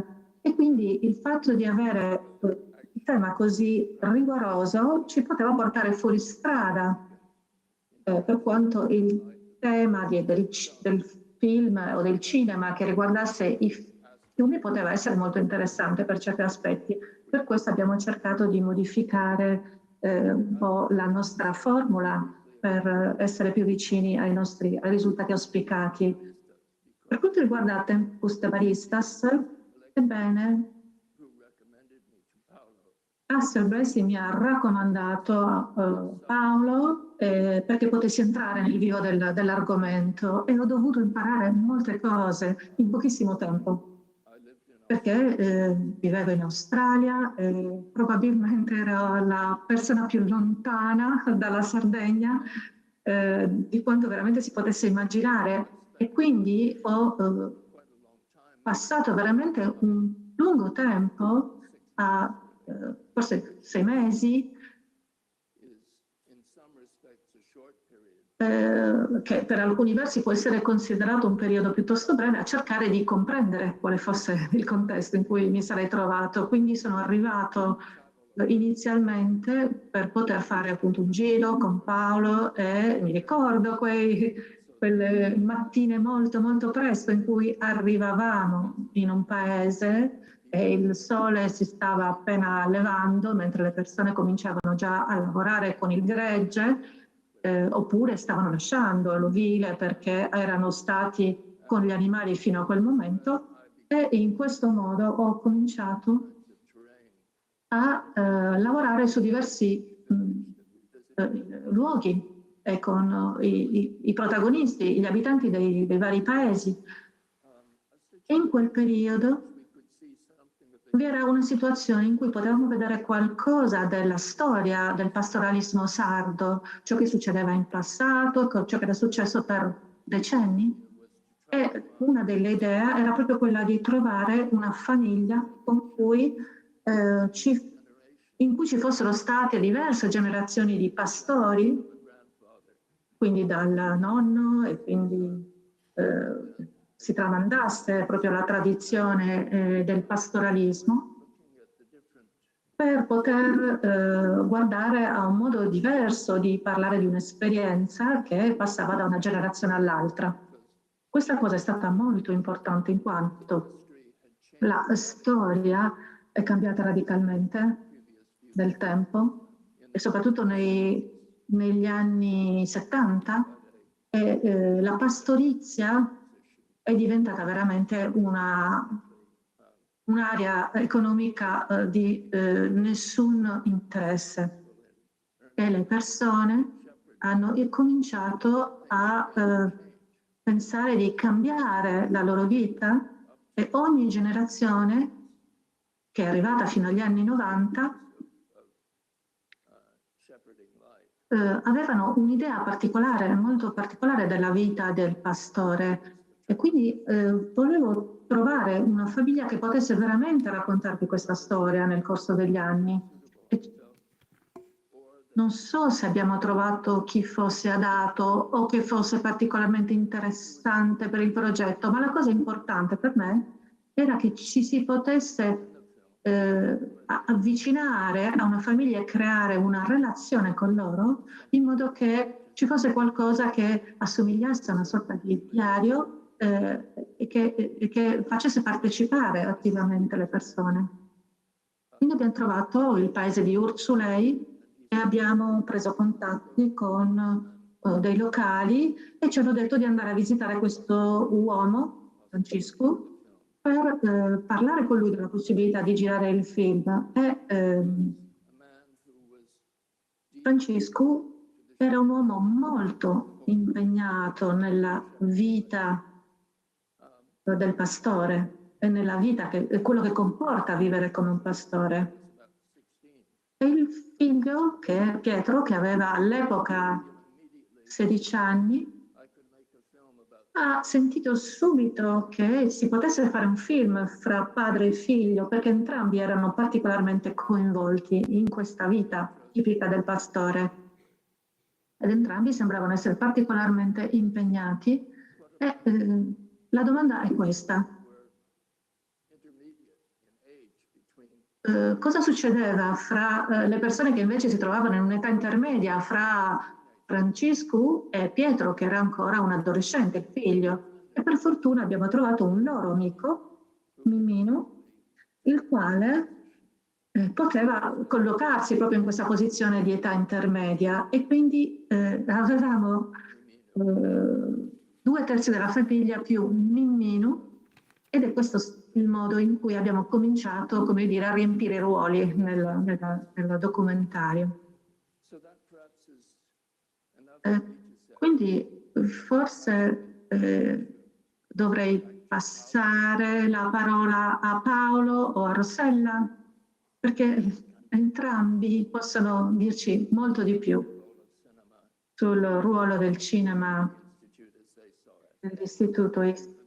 Quindi grazie mille per l'opportunità che mi avete dato di intervenire e di parlarvi oggi, e forse se andiamo avanti potremo sviluppare un'ulteriore conversazione a seconda delle idee che possono venire fuori dalla nostra tavola rotonda. Grazie mille, vi passo la parola. Grazie David, grazie. Prima di passare la parola a Rossella Ragazzi, voglio anche ricordare che in questo periodo con la Cineteca di Bologna stiamo portando avanti il restauro di Tempus de Baristas, che vedrà appunto a breve la stampa finale e il restauro digitale in una copia 4K che noi speriamo di poter presentare alla presenza di David. Questo io tra l'altro in qualche modo mi rivolgo anche a chi avrà la responsabilità nei prossimi mesi di insomma, gestire questo evento, perché di fatto questa nuova copia rappresenta un momento importante anche per noi, sia per preservare questo film, ma per ridare in qualche modo anche no? una nuova vita a un film così importante che io ho già visto i primi risultati della digitalizzazione, vi assicuro, insomma, sono davvero molto interessanti. Quindi questo è l'auspicio, insomma, che si possa presentare in questo auditorium alla presenza di David. Bene, Rossella, la parola passa adesso a te. Grazie. Mi sentite, vero? Sì, bene, ti sentiamo bene. Benissimo. Comincio ringraziando dal cuore appunto Ignazio Figus, Paolo Picquereddo, già direttore generale dell'Istituto e curatore principale del Festival SIEF, redattore sopraffino dei cataloghi e di tante pubblicazioni bellissime dell'ISRE, poi l'attuale presidente, il direttore generale, il direttore tecnico scientifico e il comitato scientifico e lo staff dell'ISRE. Ringrazio l'Istituto per esserci e per avermi invitato a parlare oggi. Sono emozionata e ho molta nostalgia di Nuoro. Non vengo da prima della pandemia, per cui mi sembra un secolo fa, ma sono sempre in contatto comunque e questo è l'importante. Per cui un saluto dal cuore alla Sardegna e agli amici e ai colleghi sardi, un saluto caro a Felice Tiragallo e chiaramente a David e spero anche Judith, forse, che non vedo nello schermo, ma so che sono agli antipodi, ma sempre con noi e nella storia del SIF e dell'Istituto. Parto ricordando che in Italia quasi tutti i film mostrati al SIEF, per cui cerco di focalizzarmi piuttosto sul SIEF, per cui è un periodo, diciamo, dell'attività di cui stiamo parlando, non si sono mai potuti vedere in altre sedi. Questo era importantissimo. Erano il risultato di una dettagliata e ostinata selezione di un piccolo comitato esperto. Un lavorio di scrematura che durava giorni, di clausura nel buio, con orari intensi, sedute sospese solo da pasti sopraffini, spesso presso una trattoria, conduzione familiare di Nuoro, che purtroppo non esiste più. Per fortuna ne esistono altre, tante altre, che si sono aperte durante questi anni. Il comitato di selezione, facilitato dal direttore del festival e il suo staff audiovisivo, selezionava centinaia di film, come è stato appunto evocato sia da David che da Paolo. Sia Antonio Marazzi, Marc Piot, Asem Balicci, Colette Piot e chiaramente David, tutti ricordano esattamente queste deliziose pause e tutti me le raccontano a loro modo. Era un apice di piacere, tirando la testa fuori dall'acqua, prima di rituffarsi fra le onde di dozzine di film arrivati da tutte le parti del mondo per essere selezionati. E qui entra anche l'aspetto della convivialità, non solo nel comitato di selezione ma in tutto il festival. Il direttore anima fervente del SIF, Paolo Picquereddu, riuscì a far venire le persone più varie da ogni angolo del mondo a Nuoro. La sua certezza che ognuno sarebbe rimasto conquistato dalla Sardegna, dal suo animo reso palpabile, grazie alla struttura stessa del festival, così conviviale e inclusivo, era un appello. Metteva in moto quella stessa curiosità e determinazione che contraddistingue la propensione antropologica alla conoscenza attraverso l'esperienza. Questa consapevolezza si alimentava letteralmente e metaforicamente intorno alla tavola. Esso era un importantissimo luogo nell'evento SIF. Era un regalo e una celebrazione. Le migliori conversazioni sui film, sui metodi, sui progetti passati e futuri avvenivano intorno alla tavola. Una grande tribù, che non si era forse mai incontrata prima e mai si sarebbe incontrata in futuro, mangiava cibo delizioso e beveva vino, vivo, a volontà. Quelle ore erano una sospensione dall'ansia della comprensione audiovisiva. L'immersione in un film che raccontava culture altre provocava a volte anche un po' di ansia. A tavola ci si conosceva nella Babele delle lingue incrociate. Un'esplorazione di nuovi colleghi, possibili collaboratori, momenti di insegnamento informali, da maestri e maestri, da mentors, studenti o compagni e compagne. Dalla Barbagia arrivavano sapori scaturiti da antichi saperi isolani, l'arte di trattare gli ingredienti senza affondarli nelle spezie e nelle salse, ma cucinando in modo che il sapore originario dell'ingrediente principale resti riconoscibile. I formaggi, il vino bianco, gli affettati e tanti altri tipi di pasta fatti a mano, il capretto arrosto, il miele, le braccia di tante donne che appiattivano il pane. Vi era tutto il ciclo terrestre rappresentato a tavola, dalla terra al sole, dal fuoco al vento, dal vapore al legno. Tornando alla selezione, alla curatela, uno dei criteri di selezione su cui i partecipanti erano tutti schierati era infatti la capacità del film di ridurre il senso di esoticismo delle culture rappresentate, delle persone ritratte. Anche della Sardegna, che era potenzialmente un luogo esoticizzato, ma che ha un'enorme tradizione antropologica, la più fertile in Italia, a mio parere. Contenere il senso di alienazione o romanticismo per lo spettatore e non specializzato non doveva però condurre a ridurre la complessità, l'irriducibilità di pratiche sociali, politiche, collettive e individuali che erano colte in un momento della loro storia. La finalità non era quella di spingere alla domesticazione dello sguardo o alla pretesa di banalizzare la visione di popoli e usanze uniche sotto l'egida dell'universalismo. Ciò detto, in ogni film qualcosa doveva restare inaccessibile, al fine di non semplificarne la percezione, ma acuirla. La possibilità di entrare, visitare, farsi anche invitare oltre la soglia, cercare di far senso, sentirsi meno soli, cominciare a vedersi nelle situazioni rappresentate, fare amicizia con i protagonisti sullo schermo, capire le loro logiche, le lotte di intere comunità, sentirsi animale, pianta, elemento, sognare a occhi aperti, provare il bruciore di un'arma da taglio sulla pelle e tanti altri aspetti di quello che si definisce cultura.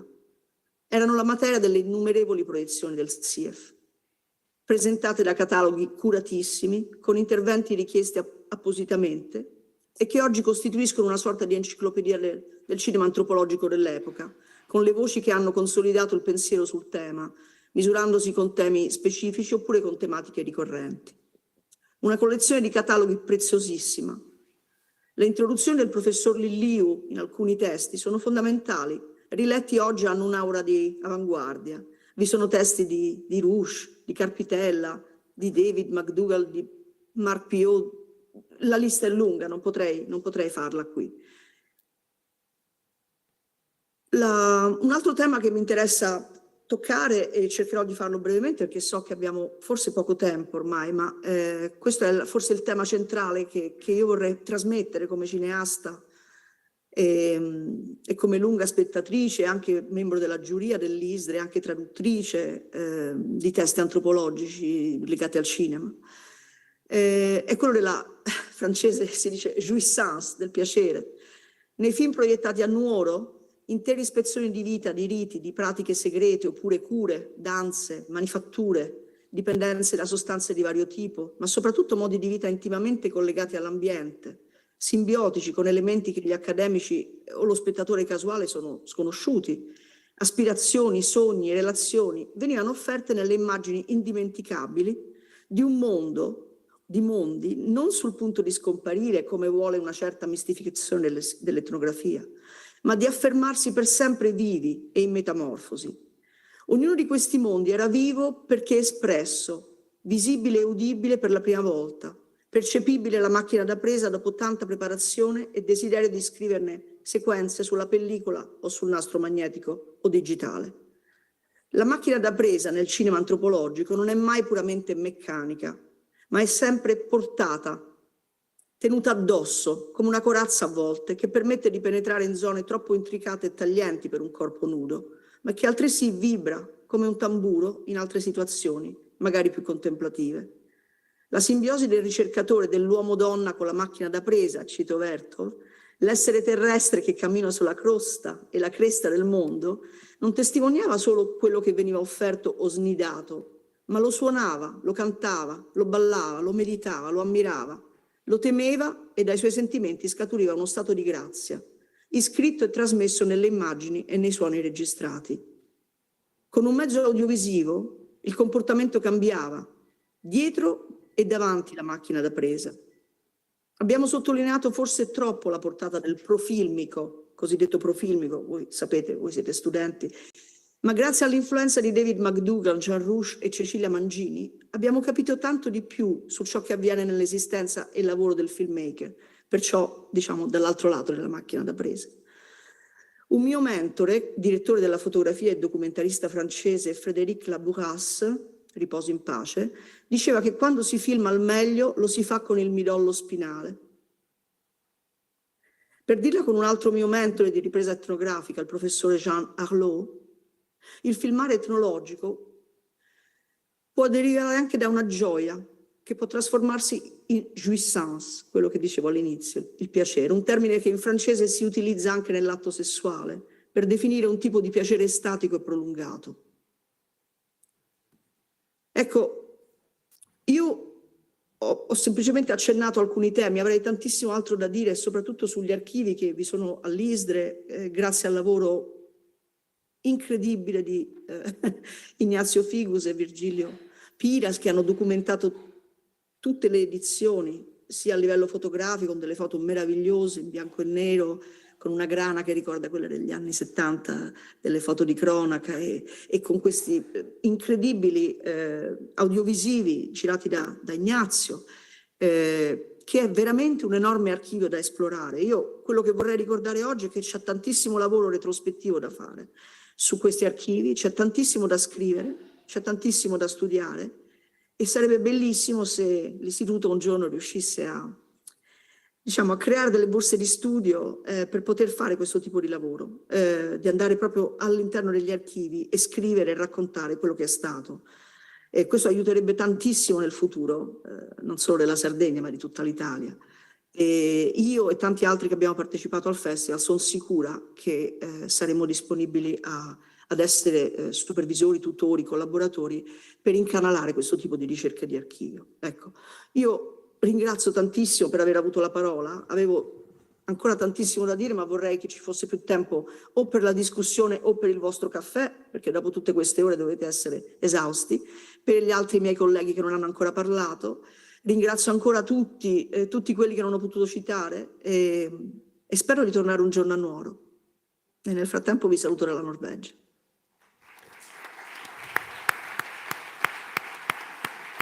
Grazie Rossella. Grazie di cuore Rossella.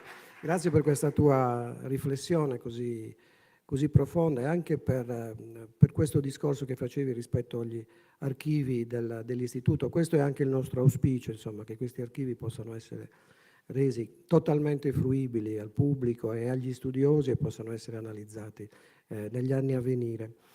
E grazie anche per aver in qualche modo evocato quelle belle giornate che abbiamo trascorso insieme a tanti amici, a tanti cineasti, nel corso delle tante edizioni della rassegna internazionale di cinema etnografico. Grazie ancora. Adesso io passo la parola a Felice Tiragallo, anche per Felice la frequentazione con l'istituto è una frequentazione insomma di antica data.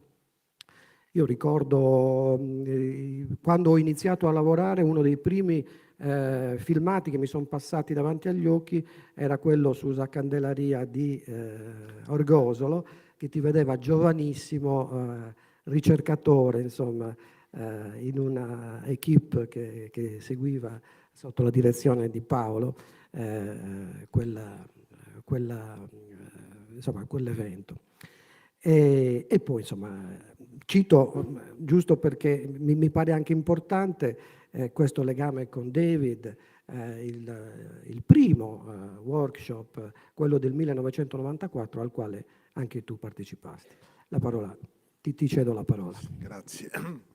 Grazie Ignazio e niente, esprimo anch'io, come si può dire, l'emozione, il piacere di essere qui, di essere stato invitato per partecipare a questa giornata che è una giornata certo conclusiva, ma una giornata anche, come dire, che segna sicuramente un inizio, come si può dire, un nuovo cammino, insomma, è un momento di passaggio che è importante, che mi fa piacere veramente condividere con tutti e con l'ISRE, fondamentalmente, quest'ente che naturalmente affonda così ormai le sue radici anche nelle biografie di tanti di noi, insomma, i 3 minuti bellissimi del filmato che avete montato e anche la relazione esaustiva,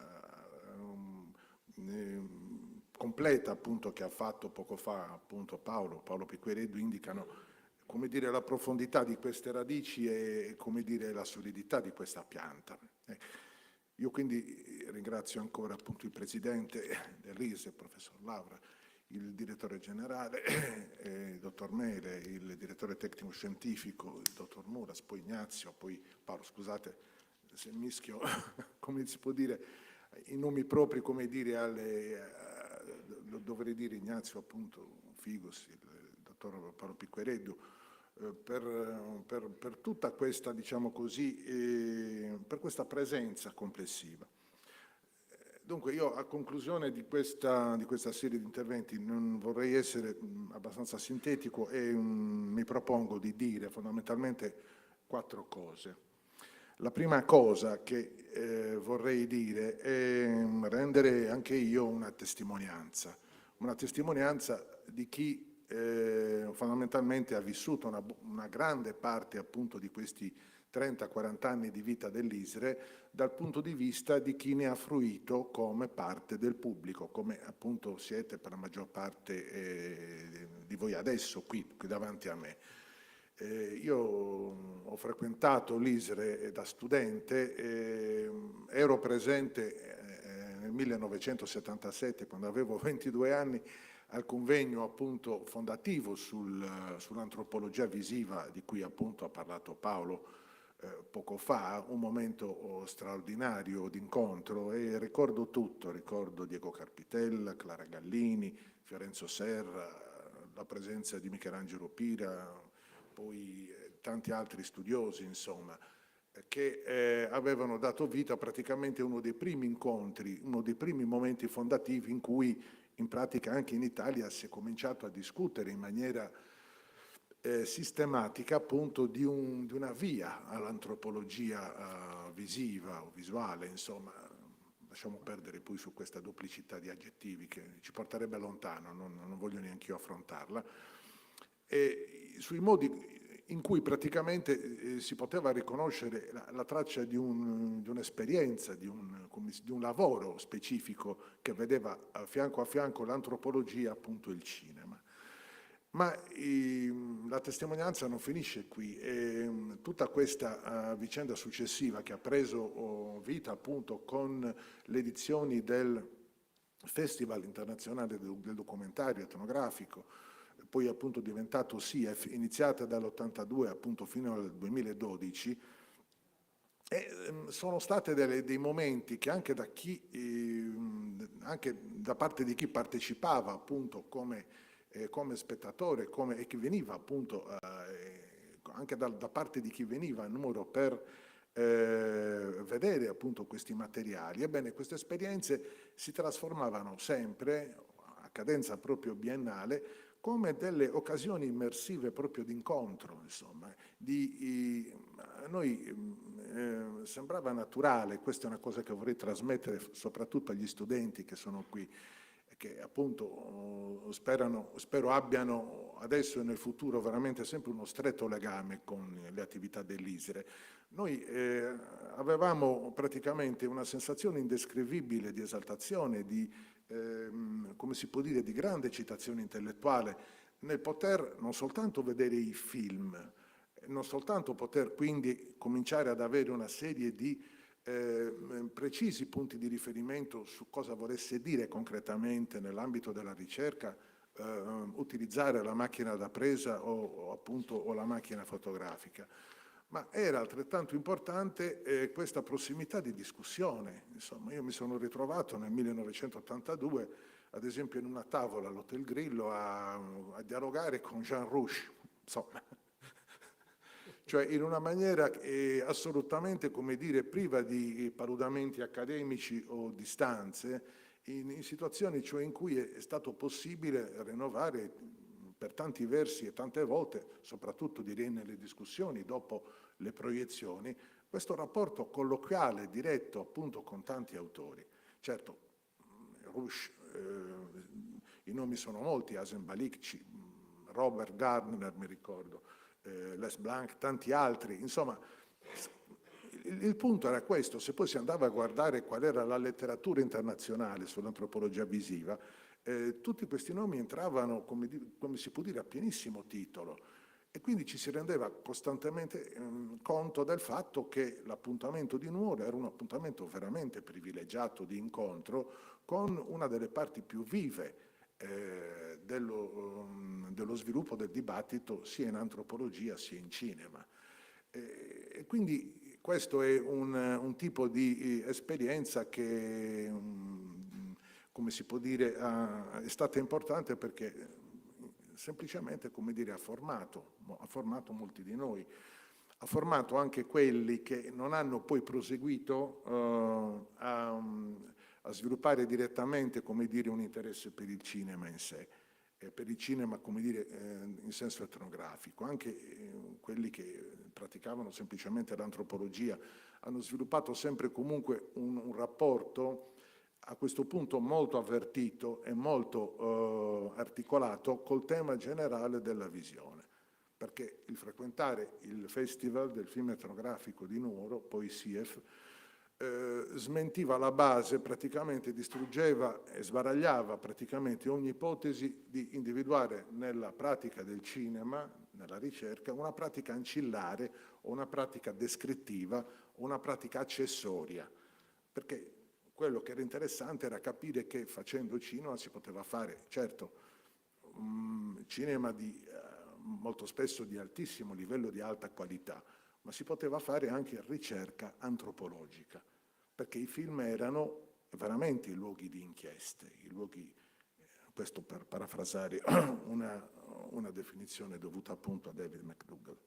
Quindi questa è la prima cosa che volevo rendere qui, quindi questa testimonianza e quindi rendere anche l'importanza, perché poi di questo, quando arrivano questi doni, ecco, questo è il punto, bisogna fare in modo appunto che questi doni poi fruttifichino e poi siano appunto anche in vario modo restituiti. Ecco, questo quindi l'importanza appunto di questa attività, qui sto parlando solo principalmente del SIEF, ma si dovrebbe allargare a tante altre cose, è legato a questo, al fatto di poter, come dire, valorizzare, patrimonializzare l'esperienza. Molti di noi hanno avuto modo con queste modalità di, come si può dire, di trovare materiali di riflessione e di rilanciare il discorso sul piano della produzione anche scientifica. Dunque, la seconda cosa che volevo indicare qui è, in questo quadro, l'importanza dell'incontro con David McDougall. Ignazio ha accennato all'importanza di un workshop, per me ugualmente fondativo, avvenuto nel 1994, sotto la direzione appunto di David McDougall, e fondamentalmente incentrato su due piani. Sul piano praticamente della istruzione, della formazione, attraverso l'esempio del making del film Tempus de Baristas. Infatti io qui mi sono portato appresso la cartella, io ho ancora i materiali, e praticamente con tutte le fotocopie che ci furono distribuite allora, in cui ci sono momenti illuminanti, proprio perché ci sono, come dire, esempi tratti proprio dal brogliaccio di lavoro di McDougall e della sua forma di pianificazione delle riprese e di modi di tenere in ordine non solo le riprese fatte giorno per giorno, ma di come raggruppare praticamente i vari temi per poi arrivare a un montaggio definitivo.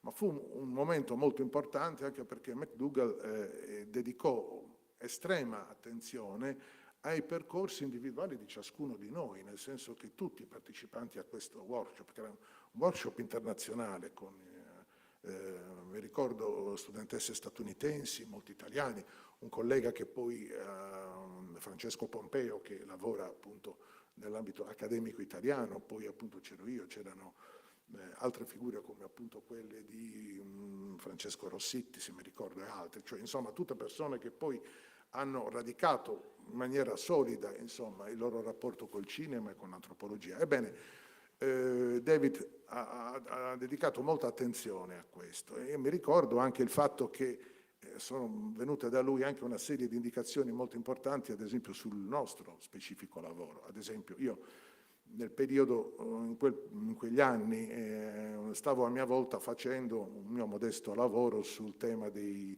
lavoro dei caprari. Lavoravo ad Armungia in quel periodo insieme a Gabriella Darré e stavamo realizzando una serie di filmati soprattutto sulla cultura materiale di questo paese del Gerrei, in cui era inclusa appunto una sezione, quindi facemmo anche un film riguardante il mondo pastorale. In questo modo, nel mondo pastorale e soprattutto nel mondo appunto dei caprari di Armungia, io filmai la produzione appunto del formaggio di capra in una serie di ovili. E mi ricordo che feci una serie di riprese, di immagini che poi montai, che mostrai a David, che riguardavano praticamente fasi specifiche della lavorazione, soprattutto l'espulsione del siero dalla prima forma di lavorazione del formaggio, insomma. Ed erano riprese insistite perché in qualche misura la cinepresa, la videocamera andava per conto suo, cioè ero affascinato da questo lavoro continuo molto sapiente delle mani di questi caprari che in sostanza molto pazientemente compattavano questa massa ed emergeva praticamente appunto praticamente tutta la parte liquida appunto del latte lavorato. E chiesi a McDougall, ma non è che è troppo insistita questa cosa, dovrei tagliare qui? E la risposta appunto fu no, cioè non è mai abbastanza, cioè nel senso c'era evidentemente un chiaro invito praticamente a non avere timore praticamente di insistere su un'inquadratura, su un'immagine, se questa inquadratura e questa immagine avevano, come dire, un potere esplicativo, esprimevano un'idea di durata e un'idea appunto anche di interesse, se avevano praticamente una motivazione nello sguardo. E quindi fu un importante momento appunto per imparare il fatto che i tempi dell'osservazione nella macchina con la macchina da presa sono tempi che devono sfidare in qualche misura una serie di convenzioni riguardanti ad esempio montaggi affrettati, riguardanti necessità o particolari ansietà di cambiare sempre inquadrature. Fu una delle vie d'accesso a un'idea di visione e di visione attraverso il filmare che poi lo stesso David ha, come voi sapete, come molti di voi sanno, espresso anche in tante opere teoriche. Insomma, ci sono parti illuminanti del suo lavoro anche di riflessione sul cinema e sul making del cinema etnografico che sono molto importanti in questa direzione e che, come dire, furono veicolate grazie a questo contatto qui in particolare. La terza cosa che vorrei dire, sto per finire, non so se sto sconfinando troppo. Vabbè, comunque la terza cosa che vorrei dire è questa. E vorrei dire qualche cosa sugli esiti del film Tempus de Baristas, sulla nostra comprensione del mondo della Sardegna e del mondo pastorale in particolare. Anche qui ci sarebbero da dire molte cose, ma molte cose sono state dette. È a mio parere molto molto importante, anche come appunto spettatore di questo film, vedere e sperimentare attraverso la visione del film Tempus de Baristas, vedere come nella cinematografia di David McDougall ci sia appunto un progressivo addensamento di senso e di significato che procede, come dire, man mano che il film va avanti, si accumula. Però su questo, e questo è uno degli elementi appunto decisivi dell'interesse, perché tutto emerge in questo film, emerge il tema del disagio della vita pastorale, emerge certo il problema dei pastori della generazione di mezzo, quelli che non sono né troppo grandi e non sono neanche troppo giovani come Pietro che deve ancora stabilire cosa fare, quindi emerge il personaggio di Mimino. Vorrei su questo richiamare soltanto due righe che sono state scritte in maniera illuminante, a mio parere, da un grande studioso di cinema non solo etnografico ma di fiction, che purtroppo ci ha lasciato da veramente molto poco tempo. Sto parlando di Gianni Olla, un grande studioso che ha dedicato tutta la sua vita di lavoro per buona parte almeno allo studio del cinema riguardante la Sardegna. In una sua opera del 2008, Gianni, che non era un antropologo insieme, aveva una grande sensibilità antropologica, ha pubblicato in un libro che si chiama Dai Lumiera Sonetaula una bellissima, a mio parere, una bellissima scheda su Tempus de Baristas, che non posso chiaramente, come dire, non posso chiaramente leggere, ovviamente, ma su cui voglio evidenziare soprattutto una cosa. Gianni Olla capì e colse qual era, diciamo così, l'importanza e la rilevanza socio-antropologica del film. Il fatto cioè che il film di fatto produceva un'immagine in movimento della realtà appunto pastorale sarda, no? E che questo avveniva sulla base di un inserimento appunto sistematico che è durato 5 mesi, di cui ci siamo già molto interrogati. Ma dice anche un'altra cosa che a mio parere è molto interessante, dice che in pratica questo addensamento praticamente della descrizione su questi pastori provoca anche alla fine fondamentalmente che cosa? L'emersione di caratteri drammatici. Emerge praticamente una dimensione, non so se voluta o meno, che conduce e fa in modo che alcuni personaggi emergano, diciamo così, in una dimensione drammatica che ha a che fare appunto anche in qualche misura con la grande narrativa. un personaggio da romanzo contemporaneo, da grande film di finzione, parla di Mimino, il personaggio di Mimino nel film, dice Gianni, ammesso che qualcuno sia in grado di ricostruire con la stessa forza drammatica con cui lo ha costruito MacDougall. E curiosamente l'idea di un paese sardo in cui il tempo è più fermo, come in certi documentari di Serra, non è più fermo ma piuttosto incrociato in permanenza con presenza e passato, col presente e col passato. E questo è un'intuizione molto interessante, perché dice in sostanza che questo cinema, che dovrebbe essere un cinema osservazionale o post-osservazionale, è un cinema capace appunto di ricostruire, di dare una vicinanza appunto con queste idee, può dare praticamente questo tipo di rilievo ai personaggi che ha dentro di sé. L'ultimo riferimento, è proprio l'ultimo, riguarda l'attività dell'ISRE come soggetto produttore di film. Anche qui non ho necessità di ricostruire o di ridire le cose che ha detto già appunto Paolo Piquereddo.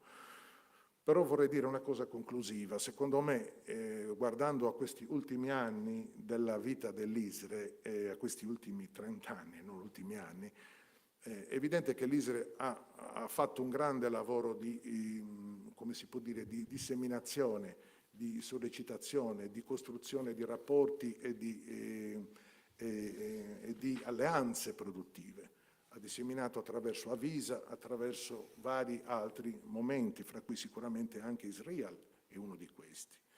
Ma io esprimo il parere che questa capacità di disseminazione e questa capacità di intervento praticamente nel tessuto culturale e sociale dell'ISRE probabilmente non avrebbe avuto lo stesso impatto e la stessa efficacia se l'ISRE non fosse stata capace, appunto a partire dagli anni 80 e 90, di dotarsi di una autonoma struttura produttiva, nel campo degli audiovisivi e del cinema etnografico. Ecco, l'auspicio in qualche misura è anche una valutazione, un auspicio il mio, nel senso penso che il fiorire nell'ambito di questo ente di una personalità, di personalità creative, come appunto Ignazio Figus, e naturalmente non dimentico anche il grande lavoro fotografico di Virgilio Pires, sia stato uno degli elementi che hanno permesso, come dire, in qualche misura di temprare questa capacità di intervento nel reale esterno e che quindi si ponga come dire un obiettivo, si ponga, diciamo così, anche ci deve essere, a mio parere, una continuità. Sarebbe molto molto importante dare continuità praticamente a questa duplicità di intervento e alla prosecuzione di questa autonomia di produzione. Questa è una delle cose che volevo dire, qui finisco, poi ci sarebbe da dire tante belle cose riguardo anche alla nozione di jouissance di cui ha parlato Rossella e che mi vede totalmente appunto in condivisione con lei. Grazie a tutti, grazie a David, a Rossella.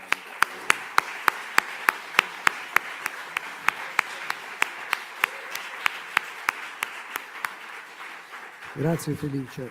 Sì, sono d'accordo certamente. Il lascito forse di questa stagione di cui abbiamo parlato è proprio questa disseminazione e questa creazione di relazioni così importanti e che poi sono, come dire, anche durature nel tempo, no? E che hanno prodotto davvero esiti straordinari. Ecco. L'auspicio con cui concludi il tuo intervento è anche il mio. Io spero che appunto ci sia continuità, ma sono davvero molto ottimista in questo senso perché vedo che, come già detto anche dal direttore tecnico scientifico Marco Mulas e dal presidente che ha ricordato appunto il suo impegno per il suo mandato, insomma, di semmai potenziare questo aspetto dell'azione dell'istituto, e insomma ci invita ad essere più che ottimisti, direi. Allora io vi ringrazio davvero tanto, naturalmente le cose da dire sarebbero davvero tante altre, ma qui abbiamo in sala degli studenti che tra un po' ci presenteranno il loro il loro lavoro, un lavoro che hanno realizzato con la guida di Salvatore Mereu. Prima di passare a questo però voglio salutare David McDougall, Rossella ragazzi, ringraziarli per la loro disponibilità e pazienza, considerato che non è mai facile partecipare a incontri così da remoto, quando poi altri invece sono, come dire, in presenza. E naturalmente ringrazio Felice Tiragallo e Paolo Piquereddu. Io spero che ci siano e che ci saranno insomma altre occasioni di incontro e di confronto su questi temi e insomma chiudiamo qui quindi questa tavola rotonda con un applauso, direi.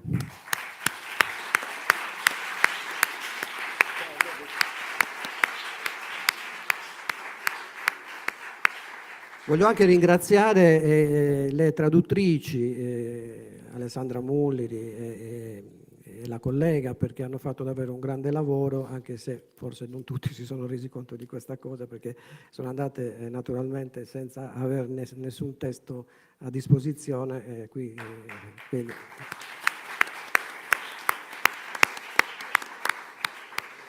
Bene, allora a questo punto io direi di... Intanto ringrazio Elisabetta Sodu e Stefania Piquereddu per essere qui in rappresentanza di Via Colvento, che ha prodotto questo lavoro che stiamo per andare a vedere.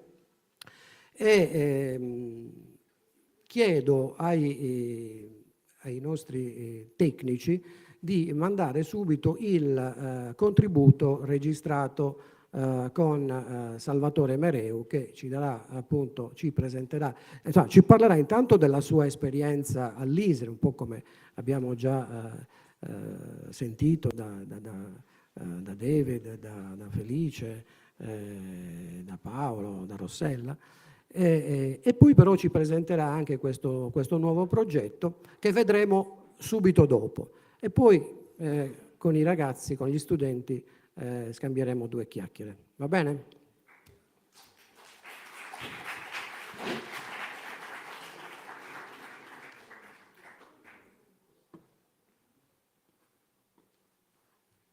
Buongiorno a tutti, vi ringrazio per questo invito e mi dispiace moltissimo non essere oggi qui con voi per un impegno che avevo precedentemente preso. E la cosa mi dispiace moltissimo perché una giornata come quella di oggi in un certo senso incrocia per molti versi quella che è stata la mia attività in tutti questi ultimi anni.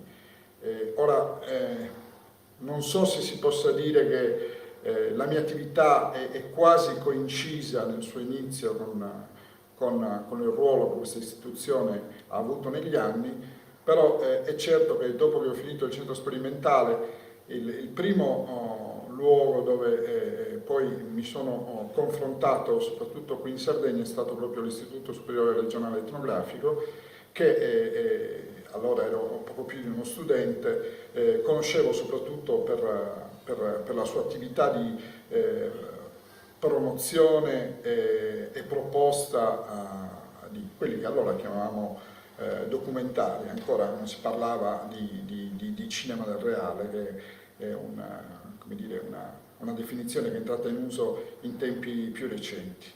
E posso forse anche ricostruire temporalmente la nascita di questo rapporto, quando a un certo punto io stavo ancora ad Orgali, Paolo Piquereddu, che era allora il direttore dell'istituto, venne per una nostra conoscenza comune insieme al regista David McDougall perché cercavano delle famiglie che avessero al loro interno 3 generazioni di pastori e sulla base delle nostre conoscenze avremmo dovuto indicare qualcuno che facesse al caso loro.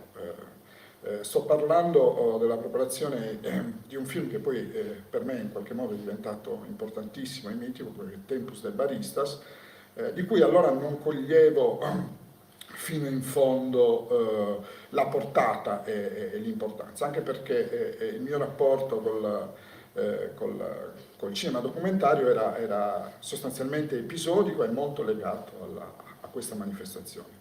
È successo poi, immediatamente dopo il mio diploma al Centro Sperimentale di Cinematografia, che abbia cominciato a realizzare dei corti, e uno di questi corti, Il mare, ha avuto e si è avvalso del sostegno proprio dell'istituto. Il tema del mare, che poi è diventato il primo episodio del mio primo lungometraggio, Balla tre passi, è l'infanzia, i bambini. E proprio in quel momento all'ISRE si era appena fatto una rassegna tematica di quello che era appunto il CIEF, proprio che aveva al centro del racconto della rassegna i bambini. Inizialmente forse sarebbe dovuto essere un documentario,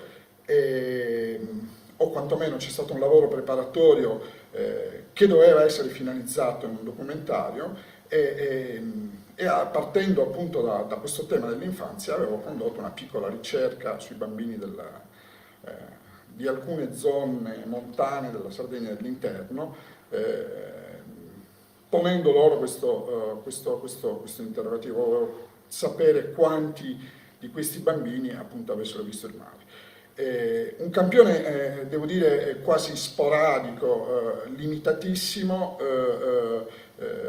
era emerso da questa ricerca, ma anche questo dato, probabilmente da un punto di vista statistico e sociologico non importante, mi ha fatto ritenere che appunto fosse meritevole di racconto, di rappresentazione. E allora avevo proposto questo soggetto appunto all'allora direttore dell'istituto Paolo Picureddu, per farne invece un piccolo film di finzione, ed è così che è sostanzialmente nato il mare. Tengo a precisare che fino a quel momento l'istituto non aveva mai come dire, sdoganato la fiction, si entrava in un terreno che era, come dire, persino quasi scivoloso per l'ortodossia, diciamo, dell'antropologia visuale, per cui bisogna riconoscere la lungimiranza dell'allora direttore, che decise di sostenere e credere in questo progetto, pur trattandosi di una fiction a tutti gli effetti, anche se partiva da un dato che era assolutamente realistico. E devo dire che come dire, il film poi una volta realizzato ha schiuso la possibilità di fare il mio primo film lungo, e diciamo che il mare così è diventata un po' la prova dell'anguria. Non so se voi ricordate il periodo in cui i bancarellieri proponevano i cocomeri, e per capire come dire, quale poteva essere la qualità del frutto, intagliavano l'anguria con un coltello e te ne facevano assaggiare un pezzettino per non essere gabbato. Ho fatto così con quello che poi è stato il mio primo produttore, Andrea Occhipinti, che mi fu presentato da Gianluca Arcopinto, che aveva come dire, coprodotto il mare, e mostrando quello che era il risultato di quello che poi sarebbe diventato il primo episodio e la sceneggiatura, ho avuto poi modo di fare questo primo film. Da questo punto di vista devo dire che l'istituzione ISRE è stata la prima in un certo senso a darmi credito come regista, dandomi la prima possibilità vera di quella che possiamo chiamare sì una committenza, anche se si trattava di una coproduzione.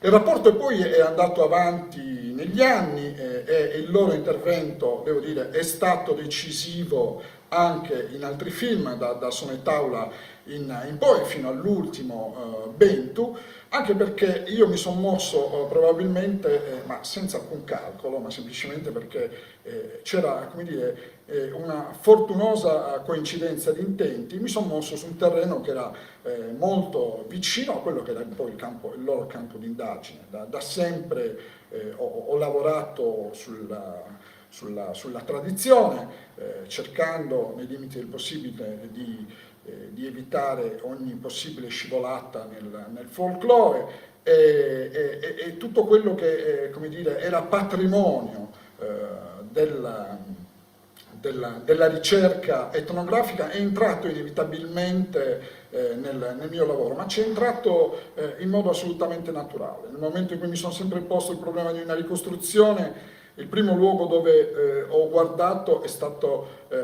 tutto quello che era stato acquisito nel campo dell'etnografia, tutto quello che ad esempio in termini iconografici avevano prodotto i fotografi che avevano visitato la Sardegna a partire dagli anni 50 in poi. Mi sono mosso fondamentalmente, quasi in modo istintuale, dentro un solco che così, senza che nessuno in sala, come dire, sobbalzi, potremmo definire quasi demartiniano. E quindi diciamo, il rapporto con questa istituzione è stato naturale, è come se per un lungo periodo ci fossimo trovati a parlare così la stessa lingua.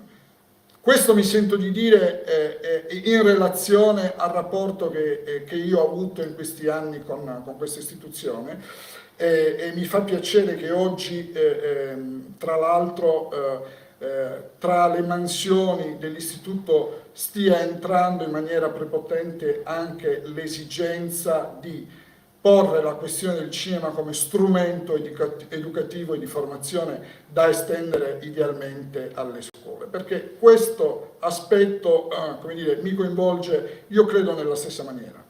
Fin da quando ho cominciato questa professione non ho mai dimenticato quale importanza abbia avuto nella mia formazione, la formazione, perdonatemi questa coincidenza di termini, perché io mi sono mosso in un periodo in cui c'era sostanzialmente il deserto, parlo degli anni 80-90, quando dire che si voleva fare il cinema in un luogo come questo significava esporsi quasi al ridicolo, alla possibilità di essere canzonati, perché così era sentita nella comunità la possibilità di realizzare un sogno come questo. Per cui fin dal primo momento ho cercato di capire come, non appartenendo io storicamente alla famiglia del cinema ed essendo il cinema un mestiere fortemente nepotistico, come riuscire a come dire, entrare nella cruna di questo ago. E allora uno dei luoghi che catalizzava in un certo senso l'attenzione di tutti coloro che avevano un interesse in questa direzione era il DAMS di Bologna. Oggi ce ne sono tanti, un po' sparsi in tutta Italia, anche Cagliari negli anni ha un centro di formazione audiovisuale che è diventato importante, ma allora non era così, per cui bisognava necessariamente passare attraverso la benedizione del DAMS e per quelli più fortunati o forse più motivati, non voglio dire necessariamente quelli più dotati, c'era il centro sperimentale che però numericamente dava la possibilità di accogliere pochissime persone. E quindi il problema della formazione me lo sono posto da subito e allora parlo di una stagione in cui non esisteva la Film Commission, non esisteva una legge regionale, si giravano pochissimi film in Sardegna, si potevano contare nelle dita di una mano. Uno dei modi era sicuramente cercare di, attraverso qualche accorgimento, infilarsi in qualche set. Io l'avevo fatto con un film di Cristina Comencini che veniva girato a Trattalias, nel sud della Sardegna, ricordo anche il titolo, La fine è nota, è uno dei suoi film minori, diciamo, ma considero quell'esperienza non voglio parlare neanche di assistentato perché ero semplicemente ospite nel set, è stata fondamentale per capire quantomeno le dinamiche che ci sono intorno a un set. Insomma, per poter essere ospite in quell'occasione mi ero inventato una tesi di laurea su di lei per avere sostanzialmente la possibilità di non essere cacciato dal set. Io credo che dopo un paio di giorni avesse capito che si trattava di una menzogna, ma probabilmente l'idea di avvicinarla, aveva vinto su tutto e mi aveva consentito di rimanere nel suo centro. Tutto questo per dirvi che non c'erano possibilità di formarsi, per cui nel momento in cui io ho acquisito un minimo di questi strumenti ho cercato da subito di condividerli con chi avesse questo desiderio. Ho cominciato a fare dei corsi di formazione per il cinema all'inizio in alcuni licei della provincia, il liceo scientifico di Nuoro e quello di Dorgali. Successivamente è nata una collaborazione con l'Università di Cagliari che dura tuttora e ho fatto questo tipo di esperienza in varie parti. Oggi sono impegnato, è un'esperienza a cui tengo molto e di cui a breve vi mostreremo un estratto, ed è un'esperienza che faccio con i ragazzi del liceo classico di Nuoro che oggi saranno qui presenti. Si tratta di un progetto speciale a cui tengo molto perché parte da un libro, La mia maledizione di Alessandro De Roma, che è uno dei nostri migliori scrittori e che è appunto ambientato parte della storia è ambientata al liceo classico di Nuoro. Ho proposto questo progetto al dirigente della scuola, Antonio Fadda, che l'ho accolto, devo dire, con grande entusiasmo, e da qualche anno abbiamo preso a sviluppare appunto questo progetto che vede l'introduzione vera e propria del cinema come materia scolastica, non nelle ore curriculari, perché una parte dei nostri incontri avvengono al pomeriggio, ma che ha dato modo ai ragazzi di misurarsi con questo mezzo. Siamo partiti da un laboratorio di sceneggiatura che ha coinvolto anche altri scrittori come Francesco Abate e lo stesso Alessandro De Roma. Abbiamo lavorato sull'adattamento, su quello che è l'adattamento di un testo letterario verso un testo cinematografico, che è la sceneggiatura, e poi siamo passati alla realizzazione vera e propria. Il breve film che vedrete, che è parte appunto di un progetto che prevede la realizzazione di un lungometraggio in varie tappe, è il risultato di questo laboratorio. I ragazzi non erano dei semplici spettatori di questa esperienza, abbiamo fin dall'inizio cercato di evitare delle lezioni come dire, frontali, sono stati coinvolti in tutte quelle che sono le mansioni previste dalla realizzazione di un film, dal casting alla ricerca degli ambienti fino all'interpretazione, e sono stati affidati a loro anche dei ruoli non altamente tecnici, perché sarebbe stato anche persino troppo gravoso farlo. Non si può affidare la fotografia o la registrazione del sonoro a un ragazzo che non ha ancora le necessarie condizioni tecniche per farlo, però tutti quei ruoli che sono fondamentali per la realizzazione di un film, dall'assistenza alla regia, al casting, alla scenografia, ai costumi, alla ripresa sonora come microfonista, sono stati affidati appunto a dei ragazzi, molti di loro sono qua oggi. E il film che vedete, il breve estratto che andrete a vedere, è il risultato di questa nostra esperienza. L'auspicio è che possa, come dire, come un rimorchiatore, come fece a suo tempo il mare, trasportare fuori dal porto il film che abbiamo in mente.